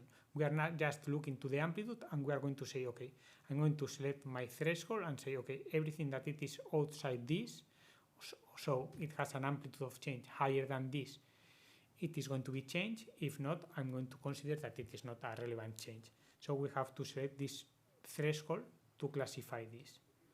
So we are going to apply this to generate a mask. Okay, but also we see that there are some isolated pixels. So for example, I know that perhaps all these are changes, and if I check the information of these pixels,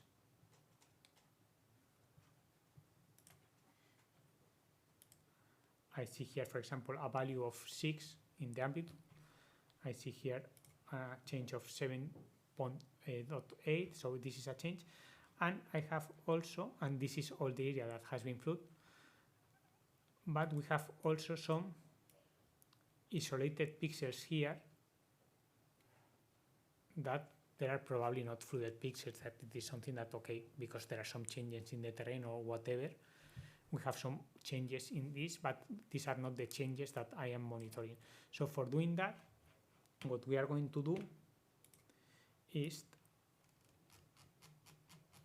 if we go back again to the exercise, we have generated this output from the Sentinel-2 with these changes that are the two bands.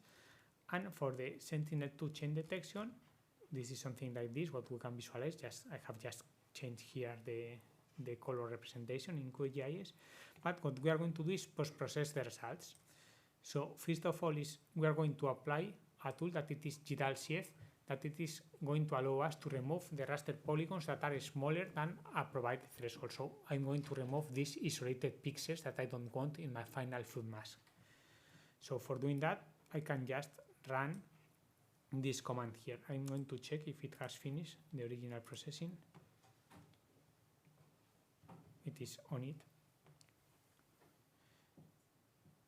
But the idea is, when this finishes, to apply this command where I'm going to remove these isolated pixels to my flood mask. Then I am going to apply the different threshold. So basically, I'm going to say, using GDAL calc, it is like a raster calculator, I'm going to generate a new band where I'm going to say, okay, if the amplitude is higher than 4, I'm going to consider this a fruit pixel. If not, I'm going to write a 0 and I'm going to consider not a fruit pixel. So with that, I'm going to build this mask.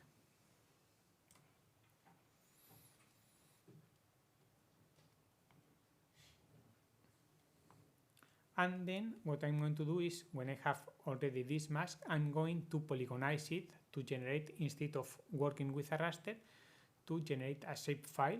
So I'm going to extract the polygons from my mask in order to be integrated with the linked data tools of University of Athens. So basically, when this process finishes, we are going to run these 3 commands these are very quick commands. We are going to remove isolated pixels. We are going to apply this threshold, that it is basically this. I am applying this threshold to distinguish between change and not change.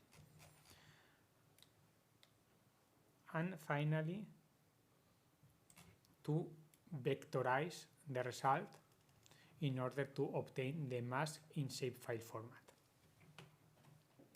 Okay, so I think it should be finishing very soon. Do we have to run these Python scripts in the Docker container? Yeah, in the Docker container, everything.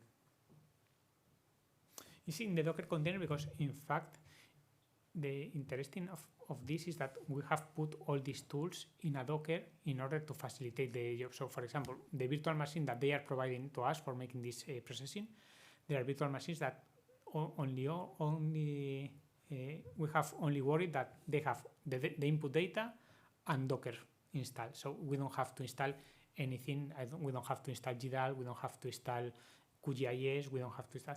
So the thing is that all we need for the processing, it is in the Docker. So anyone with a Docker environment can run this processing without worrying about installing tools, the dependencies, installing Python or whatever. So every dependency, everything is inside the Docker, and you can run it inside the Docker easily without worrying about installing of these tools. Okay, so it has just finished. I'm going to run the commands here. This one was to remove the isolated pixels.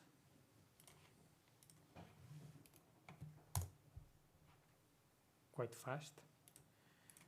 This one is to generate the raster mask, applying the threshold.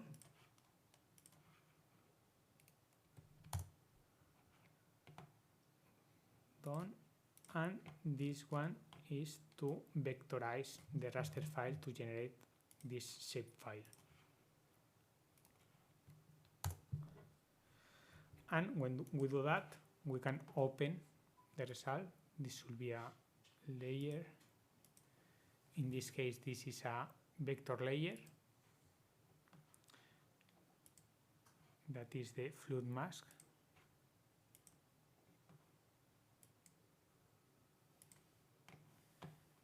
And this is the results of the vectorized mask. So depending on the threshold I have selected, perhaps if I have selected 3.5 instead of 4, I'm not missing this part, but it is not clear if this is completely fluid or not. So depending on the thresholding, you are going to miss some points or not. So it is a basic algorithm to generate this binary mask between fluid and not fluid. And this is the final results that Despina, I don't know, yeah, you can continue with that. So I don't know if you have any question about how to generate this fluid mask. If not, we're going to continue the exercise with using this with the link data tools.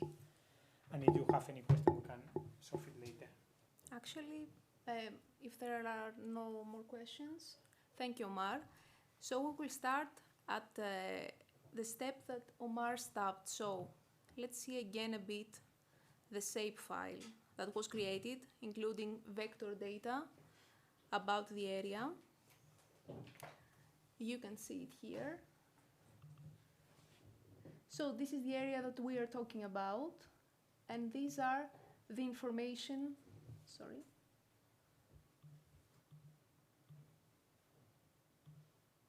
These are the information included. So we have just geometry information and one column which is the flood level. So as Omar explained, these values can start from 4 and go up to 181, if I remember correctly. So the lower the value, the less the flooding there is in this specific area. But if we go to the maximum level, we will see that this area, for example, that has 181, has a very big flooding problem. So we will use this information to go and use our tool GeoTriples. So you're all connected to the VMs, right? Sorry.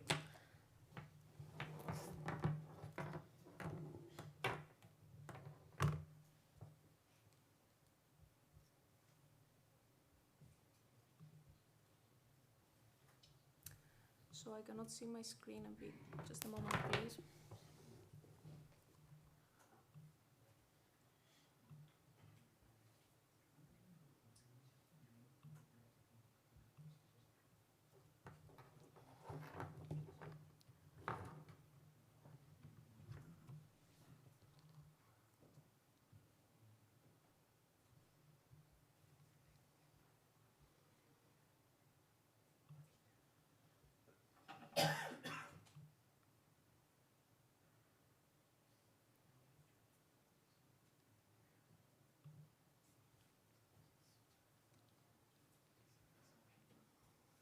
Perfect. Okay. So now we will follow this document. So in the second part, we will use the linked data tools. First of all, you are all connected to your VM. So the first tool is GeoTriples, and as I mentioned in my presentation, we use it to transform Earth observation and other data that we have into linked data. So,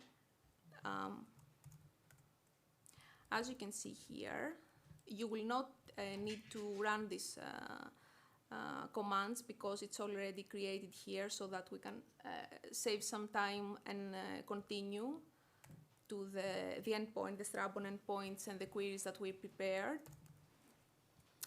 So if you can see here, as I mentioned in the presentation, we have two steps. One, the creation of the mapping file that is created using an ontology with GeoTriples. And the second part is the creation of the output file, which includes the linked data information. So during the first part, we need to make the mapping file. Again, I'm telling you that you will not need to execute this. And we're doing this using this command. So we are telling, we're informing that we need to execute this tool. We need to generate the mapping file. It will be created in this directory here, and it will be a TTL file. It will have the URI ai.di.ua.gr, which is actually the university that I'm a student there. So, and here we have the input file, the shape file that I've shown you before and was created by Omar. So after this command, we have as output the file levels mapping file. So if we see this mapping file, you will see that it has as a form the one that I've shown you in the presentation. So we have subjects, predicates, and objects. And if you remember, we've seen that this shapefile has a flooding level and a geometry. So as you can see here, we have for the subject the geometry part, which has dimension, WKT literal, and many more, much more information. And then we have the entity about the flooding level. Then, using this file, we create the output data that we will use in the Strabon endpoint that I will show you in the next step. It is created here.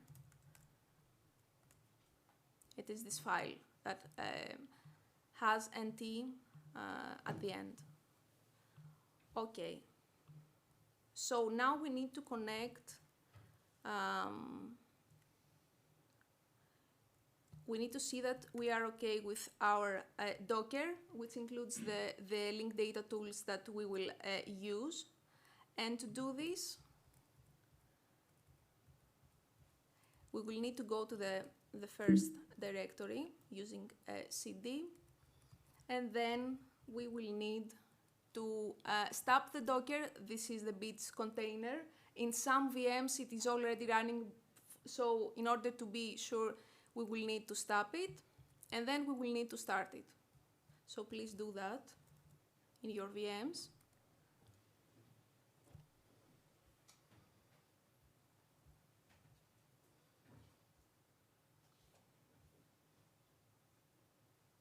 Okay, okay. And then we will need to follow this command. So sudo docker in order to exec this Docker container in this directory. And we will see that it is running. So if we didn't have the Strabon endpoints, we would need to follow these instructions. To save some time, we actually created the endpoint using this command after going to the directory Strabon runtime. We stored the file that was created that includes linked data, and we also stored one more data set which includes the administrative division areas information about Australia. So now that we have done this, we will need to follow these two commands.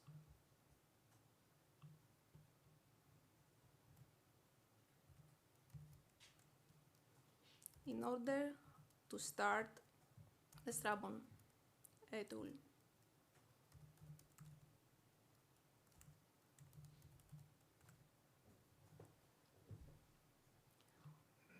Hopefully you're seeing these lines here. And then we will go and just open a browser after forwarding the port of this tool. So if you have Visual Studio Code, you will follow my lead. And if you have Microsoft, we will see right away what you will do. But let's start with the one that I'm having. So I'm connected to the first VM. So you need to open the Visual Studio Code and install the extension SSH. Remote SSH, it is the first one. Here I already installed it.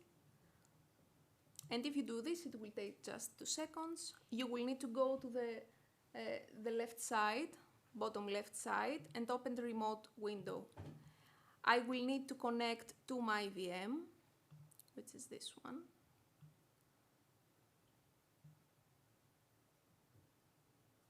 It is connected, as you can see here. And then I will need to open a terminal, go to ports, and forward port 9999. So as you can see here, it's already done. And we need 9999 because while running the Docker, we use these ports to connect to the ports that were included in the link data tools. So as you can see here, we have forwarded the port. And if we open this URL, we will see that we will have our Strabon endpoint. So if you have Windows, you need to forward this the port using this setting. Yeah, that would be great. For the ones that are using MOV extern,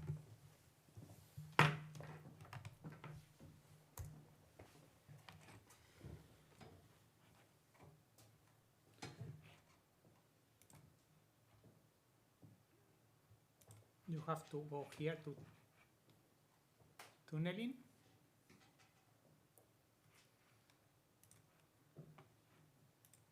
and you have to create a new SSH tunnel and configure something like this. So you'll have this. So we are going to make the port forwarding. This is the local port. Perhaps I can put it here directly. 99. Let's do like this because you were doing with. Okay. Omar, please leave it 1 minute just for everyone to see Yeah. the configuration. This should be your IP, not mine. And for the rest, it should be the same. My IP of this computer or my IP My of IP that, of the VM. that you gave us? If you are connected to the VM with MOV extern, it should be something like this, the VM. So you can just copy the IP. No, it's not working yet because you need to, when you have done this, then you have to go to here to the key.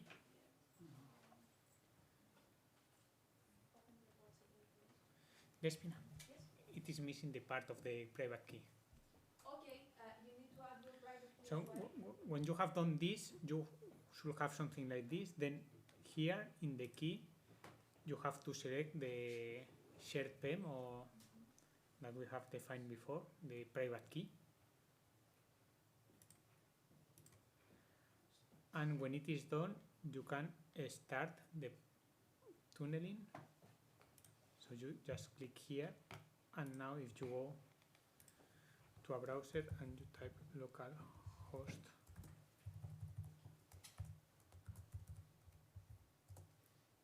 it should be working. So it basically is the configuration that we have seen before here, and then to define here with the key to point to the private key, and then start the tunneling. So any questions about this? Can you see the endpoint?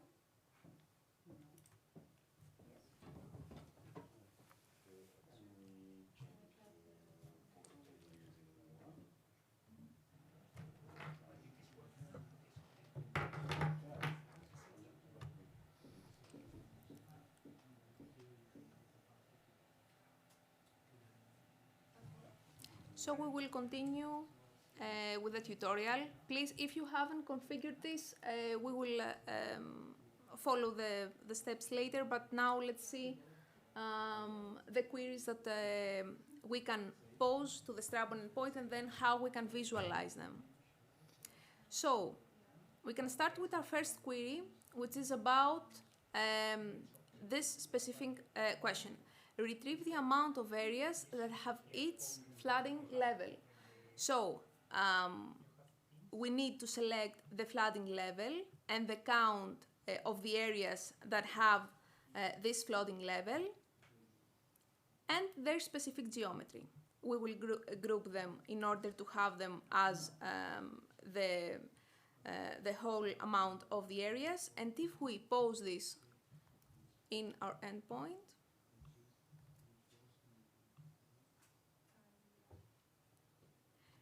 we will see how many areas have this specific flooding level. So, for example, the good news is that the serious trouble is only included in one area. And 4, which is the lowest value, has the most areas, more than 4,000. Of course, we can modify this query and just ask which are the areas with a specific flood level, and much more information. It's up to us to think about any other interesting queries that we want. For the second query, we have two subqueries because we want to create two different layers in Sextant, but we will say it in a few seconds. So, the second query, the first part, is to retrieve all the administrative divisions of level 3 of Australia, which intersect our flooding area of interest. So, as you can see here, when we are talking about the third order, it's the lowest level of administrative areas. So, let's think about them, let's say, municipalities. And the first order is the whole country. It's Australia. So, if we get this query, and we pause it on the endpoint, so we get the areas with a specific flood level, which have a specific geometry, and we need to take the administrative areas that have the third order level and their geometry as well. And we need to intersect these two geometries in order to have only the administrative areas that include the areas that are flooded. So, if we pause this query,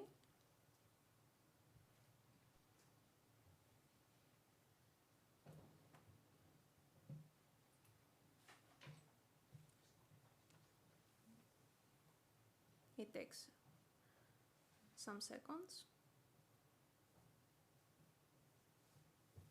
Perfect. You can see here that we have as results the name of each municipality, let's say, and the geometry that has each one of these municipalities, which are polygons. So these are 9 areas and their geometries. So for the first part, we have the administrative areas that include the flooded areas. For the second part of this query, we will limit our query to just 50 results, and we will retrieve the flooded areas that are included in our area of interest and print the flooding level. So with this query, we retrieve the geometry and the flooding level of each one of the areas that we will have. Of course, we can change the limit, but let's not overdo this for this exercise in order to see some results. So if we do this, you can see that we have 50 results, 50 areas that have a specific flooding level and a specific geometry. For the last part of this exercise, we will use the tool Sextant using this URL in order to visualize the information that we've just witnessed. So if we follow the tutorial, first of all, we need to go to the web page that I've shown, and we need to create 2 layers. In order to do this, we need to go to the up right side, to this icon, and select pause a query. For the first layer, we need as URI the URI of Strabon with query at the end. As label, we will include administrative areas, and we will pause the first part of the query, which was about the administrative areas of Australia.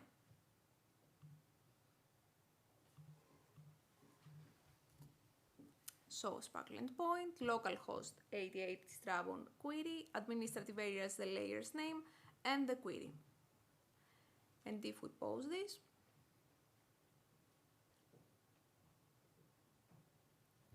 it will take a few seconds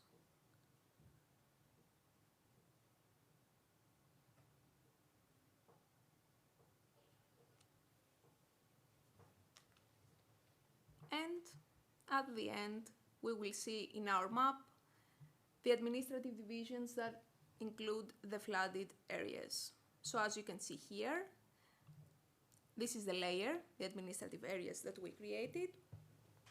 If we select more information, we will see the query. And if we select, as you can see here, there are 9 results here. If we select one of them, we will also have the name of this administrative area as well. But let's go and create one more layer using the results of the second part of the query, which was this one. We will just take the first 50 results. We will name this query, this layer, flooded areas.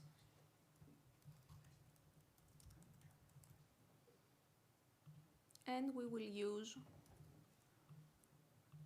the URI, but 88 here.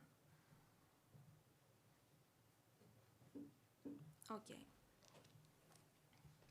So as you can see here, the areas are so small because it's very focused on very detailed areas. So as you can see here, from the satellite images, we've retrieved information, and if we select each one of these areas, we will take the value of the flooding level that was in this part. So as you can see here, we have 7, we have 4, and more. Now, if we select these 2 layers, we will also have the administrative area that includes this specific flooded area. So as you can see here, all these areas are included in the third order administrative area Hawkesbury, if I pronounce it correctly. And if we zoom out, we can have this information using these 2 levels for the whole area that had the flooding. And of course, we can create many more layers. We can modify them in order to have different colors or create or return different information so that we can have many valuable queries and information about the area that we are interested in. So these are just 2 layers, but we can create many more if we need to. So these were the 3 tools that we used: the GeoTriples to transform our data into RDF, Sextant, which has the endpoints that we can pose queries and get information, and then Sextant to visualize the linked data information that we want based on the queries that were created on Strabon. Do you have any questions? Of course, you can communicate with me for your use case or anything else that you are interested in. But for now, do you have any questions? Yes.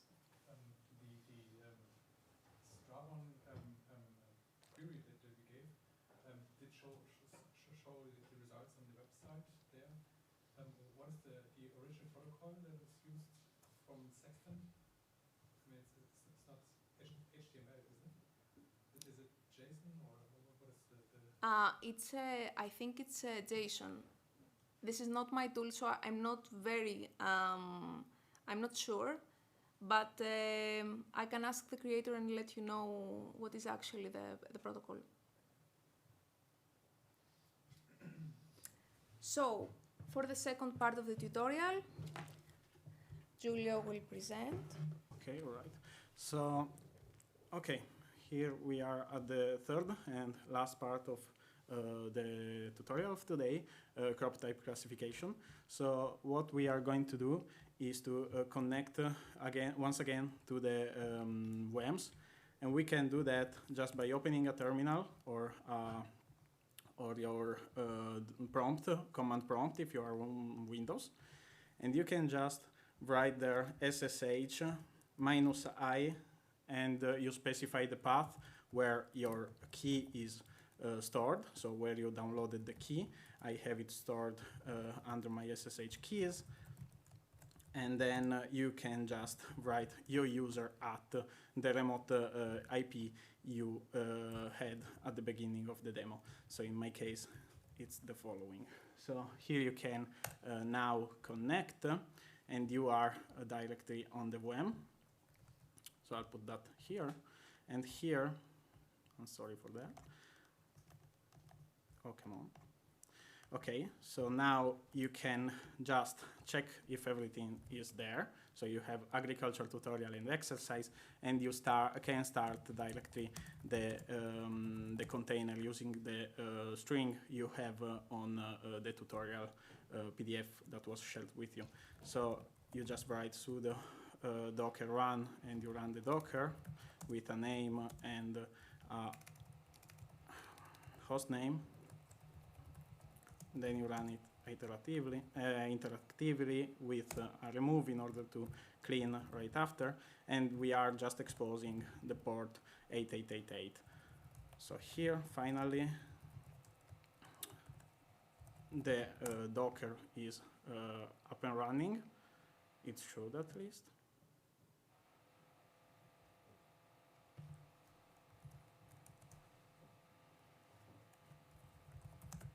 Come on.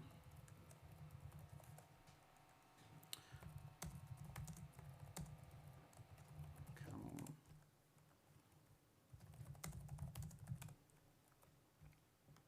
All right.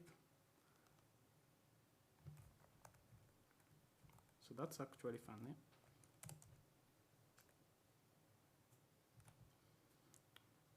I'll just change the name.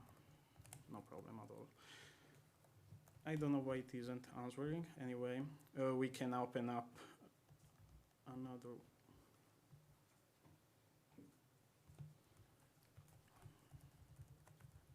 I don't know why it's not running. Just give me a moment. So can you tell me the name of the first VM? It was 225.133.133.13. Okay, all right. So we'll try that again there.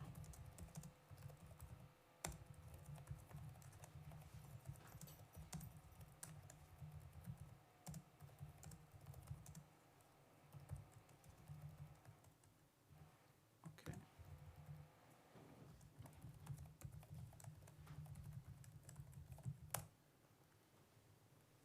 Huh, it stopped running.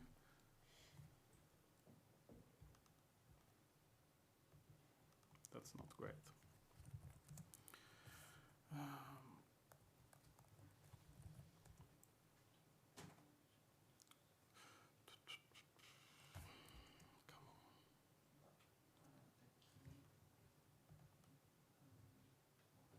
Okay, for whatever reason, it started running now.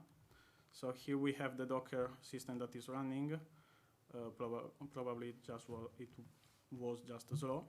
So here it started. We can open up another terminal, and in the other terminal, we are just going to set up a local connection. So this is not on the remote server, it's on your local PC. So you can just rewrite SSH-I, and you just specify again your path of the key. So it was just the VM that had a slow response. So here I'm specifying the key, and what I'm doing now is just to forward my my local host at 888 to the local host in the remote server, and here we just specify again the IP. So now I just hope that this one is running right now on BiDS tutorial 1. All right, so I changed there, and it was 1.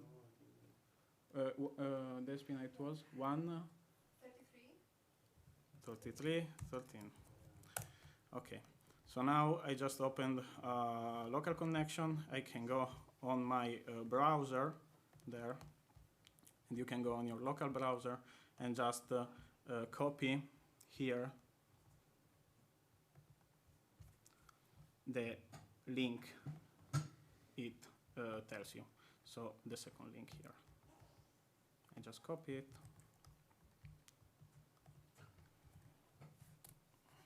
With the token, I run it, and I should have the Jupyter Lab opened. So here we have a set of notebooks, and we start with analyzing the problem that we have, the crop type mapping problem. So we are analyzing one single set of images for 1 month. And we'll do that by using some of the most common libraries for Python that you have. So it's raster.io, NumPy, and matplotlib. And in Jupyter Notebooks, you have a set of code cells and a set of, you have both code cells and markdown text. And the markdown text actually can be edited, and you can run online the cells using the Python environment that is installed on the VM. So here we are just doing some imports, and we are starting to load into the VMs the data that, okay, it's the VM where I am, it's extremely slow. And this can be seen from the loading here. Anyway, we are loading the images on the VM. And here, what we are actually doing is just to look at all the different files we have stored, and you can see the list of available image ordered by time in the month of July. So we are looking at a portion of a Sentinel-2 tile in an entire month of acquisition in the tile 33 UVP. And this tile is particularly lucky because it's on 2 overlapping orbits, so we have double the number of images that we have on other different tiles. And this was exactly chosen for this availability. However, when we work with other tiles or normal tiles, you will see a lot less unclouded image than that one. So here you can we are just extracting the red channel, the green channel, and the blue channel from the image that we opened, and we are just plotting the results on screen.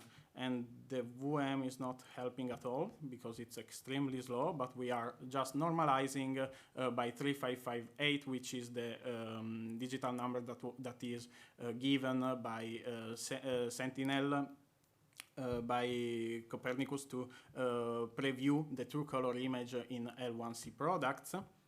And here, if you run, you can see actually the images that we are using. The cool thing about Jupyter Notebook is that you can do modification online. So here, for example, the image is too big. I was working on that on my personal computer, which had a larger monitor. I can adjust that and just rerun the code cell. And here you can see the images that we are looking. On top, you have a slider. You can just move the slider and see the entire time series that we are looking at. And if you look at this time series, you can already see that it's extremely noisy. And you have quite a few images in that time series that are clean, but there's still a fog problem, as you see in this image. And anyway, if we want to incorporate these images in an automated pipeline, you have to deal with that in an automated manner. And this is a set of services that we are giving in the AI4Copernicus project to the user. And here, just if you run the last cell code, you will see the entire collection of images that we have for the month of July. So how are we going to deal with the cloud coverage problem? In the second notebook, you can see we are exploiting a solution. You can find a lot of different algorithms to perform cloud mapping. We here are using Send to Cloudless.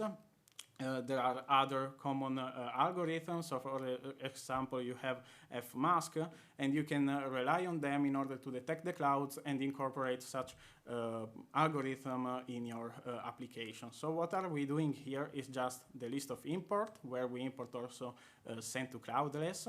We load again the entire images, and you see here the list of images. And what we do here is just to perform a cloud detection on a particular image. We are selecting image 9. We will show you also the results on the other images. And what we are doing here is to rely on the send to pixel cloud detector algorithm to extract the cloud probability in the image that we are looking at. To do so, we are working with L1C images. We already pre-processed them and interpolated them at 10 meters of resolution. So we are working with 13 bands of Sentinel-2 images, but all the bands were interpolated at 10 meters of resolution. So you can just hit play here. We are just modifying the shape of the matrices of the images, and here finally you can do you can calculate the cloud probability maps and extract the cloud mask. I'm sorry if I'm going a little bit, I'm a little bit fast, but we are almost out of time, so I wanted to conclude at least the exercise before. And this actually has some cell codes that take some time, such as the cloud detection, and it finished on a single image. And what I wanted to let you know is that actually when you do this kind of process, you have to keep care, and you have a lot of trade-off that you have to consider. So in the case of S2 cloudless in particular, or when you calculate pixel probability maps, cloud probability maps, you have also to understand and decide the threshold. Also, Omar in the security service showed a threshold, and this threshold actually too much of a threshold won't detect any cloudy pixels, and a threshold which is too low instead will mark everything as a cloud. So here is the map that we extracted, considering a 0.8 threshold, meaning that the pixels that were detected as a cloud with a higher probability than 80% were considered clouds. And this is the map that we extracted. However, here you can see, okay, here we have the cloud probability mask and the image with the overlapping cloud mask that we already prepared. And what you can see in this cell actually is the what I was telling you earlier. So you have the threshold, and you can apply it interactively, and you see the cloud here has some fog, okay, around it, and ideally you want to get all the cloud and also the fog around it, but if you decrease the threshold in order to get the cloud, the fog around the cloud, you will get also some of the crops or pixels that have higher reflectance values, such as roofs, and if you just lower the threshold, you will also get crops. So you have to choose the threshold accordingly, and then finally you can apply such algorithm to the entire time series you are looking at.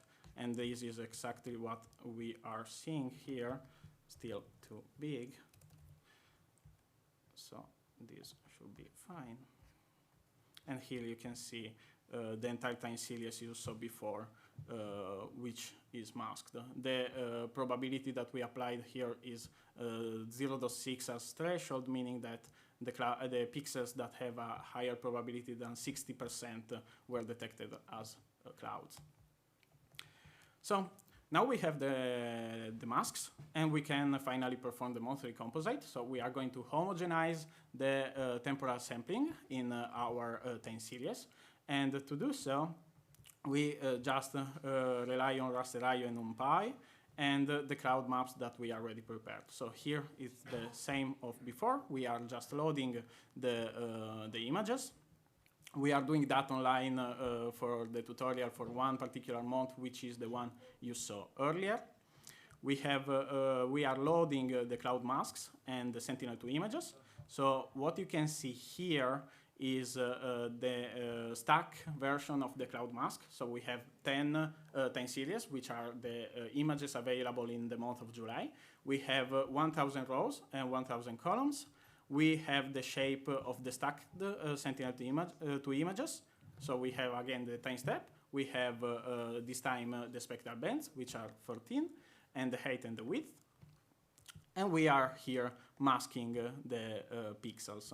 And we do that just by using the values in which our cloud mask detected the pixels as cloudy. And we set these values inside the stacked version of the Sentinel-2 images as not a number. Okay, it's just a flag to let us know that this particular value is not a number, and we can treat it as a cloudy pixel. Okay, so here is just a visualization where we have again the clouds overlapped on the images that we processed.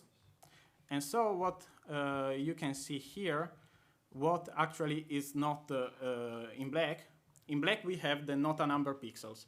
The clean pixels instead have their original values in the original time series of Sentinel-2 images. So now we removed the cloudy pixels, and we perform the median to calculate a reference image for the particular month of July.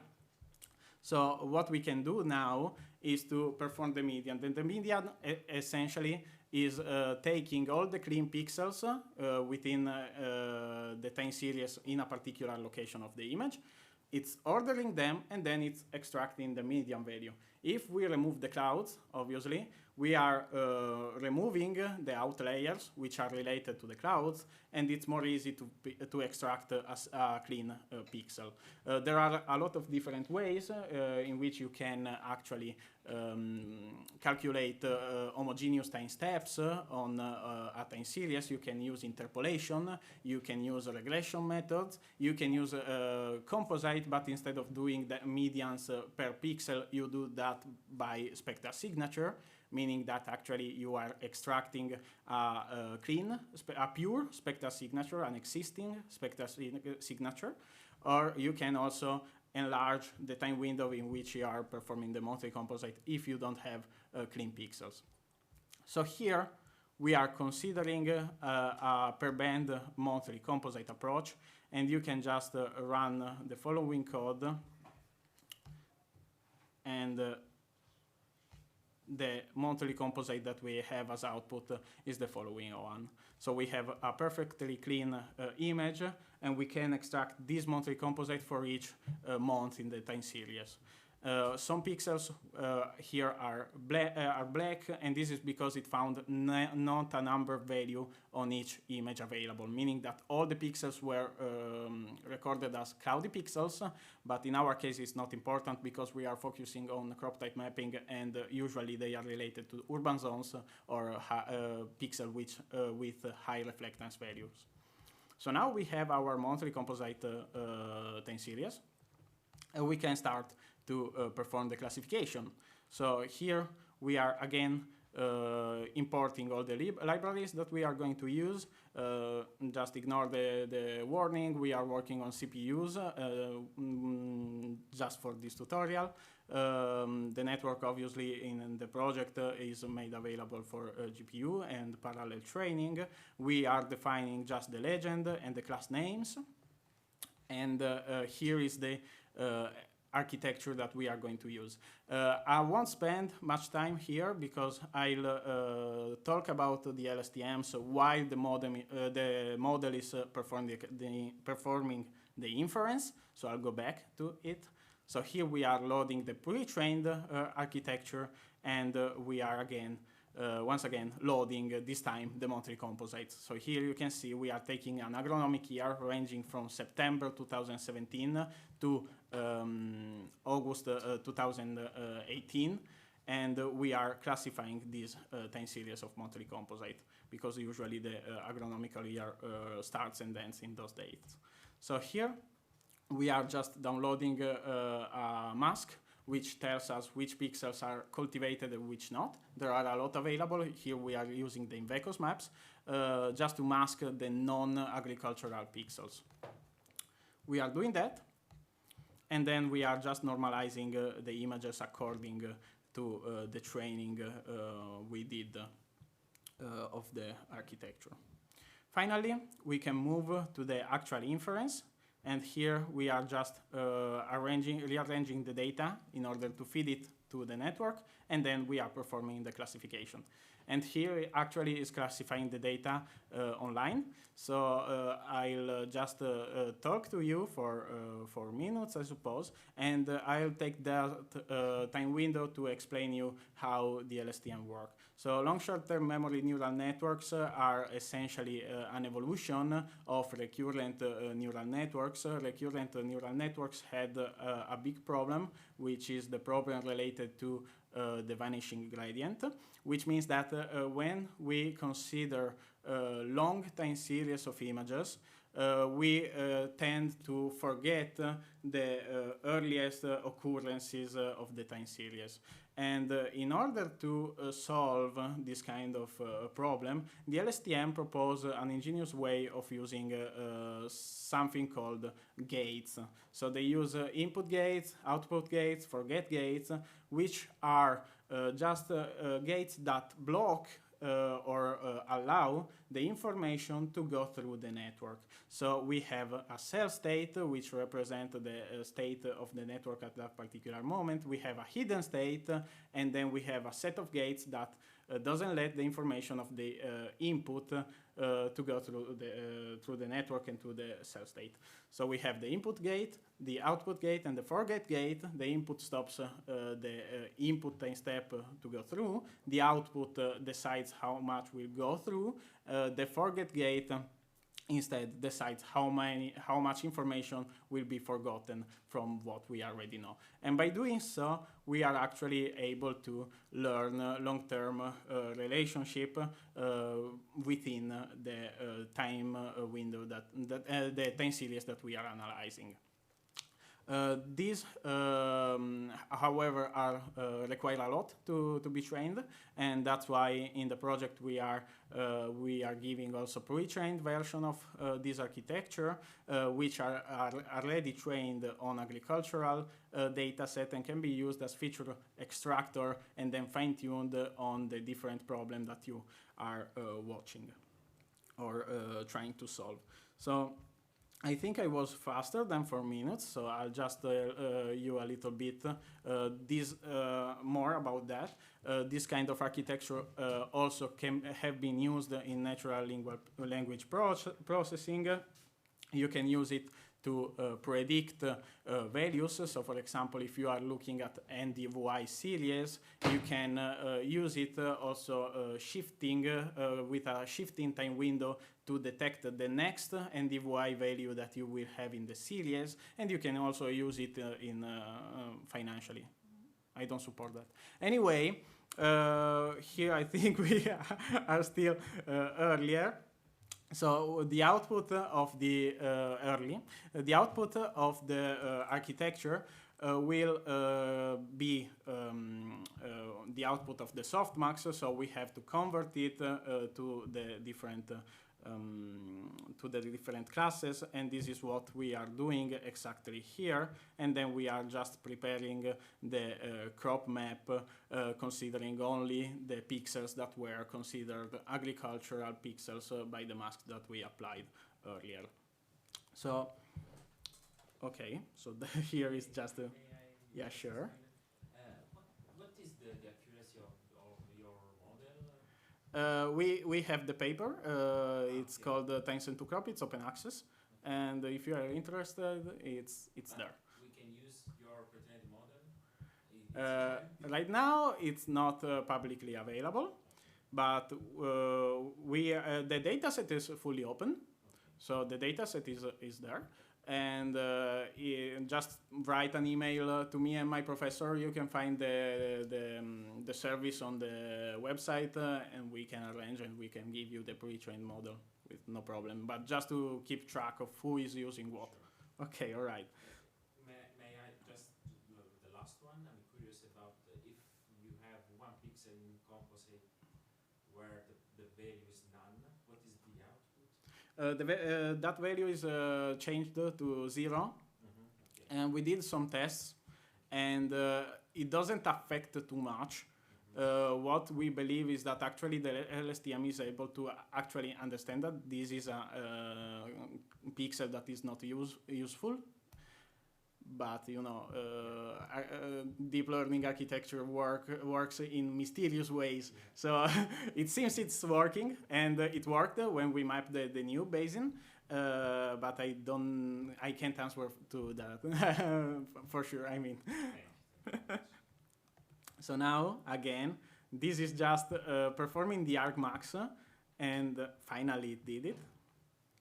And here you can see the final crop type map. Obviously, you have some noise. We are working on 16 different classes, and some of them show a really similar signature, spectral signature trend.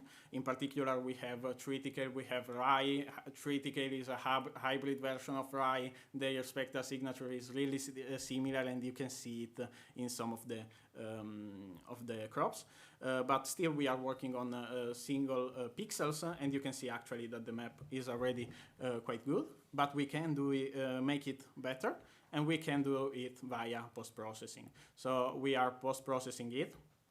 And if you are not familiar with morphological operator, here is a picture that can show you how they work. So we have a binary image, which is the log of AI4Copernicus. You you have two main operators, which are erosion and dilation. So you specify the width and height of a pixel, of a structural element that you are going to use to erode or dilate the original image. So just take the first logo. You are taking a matrix of 2 by 2. You are putting the matrix in the pixels that are at 1 in the binary image on the top. And if all the pixels at 1 are in the place where you applied your structural element, that pixel will be a 1. If it has some pixels that are outside, that pixel will be a 0. You are storing the results on a new image, and you are just plotting that. The dilation works differently. It just needs 1 pixel to be 1 in the original image, and all these pixels will be 1 in the new image. So this is what is happening on the erosion and the dilation. The closing and the opening operators are just erosion followed by a dilation, or a dilation followed by an erosion. So the two big operators are erosion and dilation. And here we are doing some of these operations on the image that we retrieved. And in particular, we are also filling small holes, which are usually due to the noise. And we are eroding in order to remove the border pixels, which usually show a mixed spectral signature because they overlap on crops, on the borders of neighboring crops. So here we can just run the different cells, and at the end you have the classification and the ground truth. Yeah, it is visible. You have the classification on the left and the final and the ground truth on the right, and you can see that it misclassifies some of the pixels. In particular, exactly the middle 1 pixel is misclassified, but overall the accuracy is quite great. So this was just the tutorial on the crop type mapping problem. It's just a simplified scenario using also a pre-trained model, because today we didn't have time to train from scratch, obviously. But I hope you had fun. It was a little bit rushed, but I'm sorry for that. But really, thank you, and yeah, enjoy BiDS'.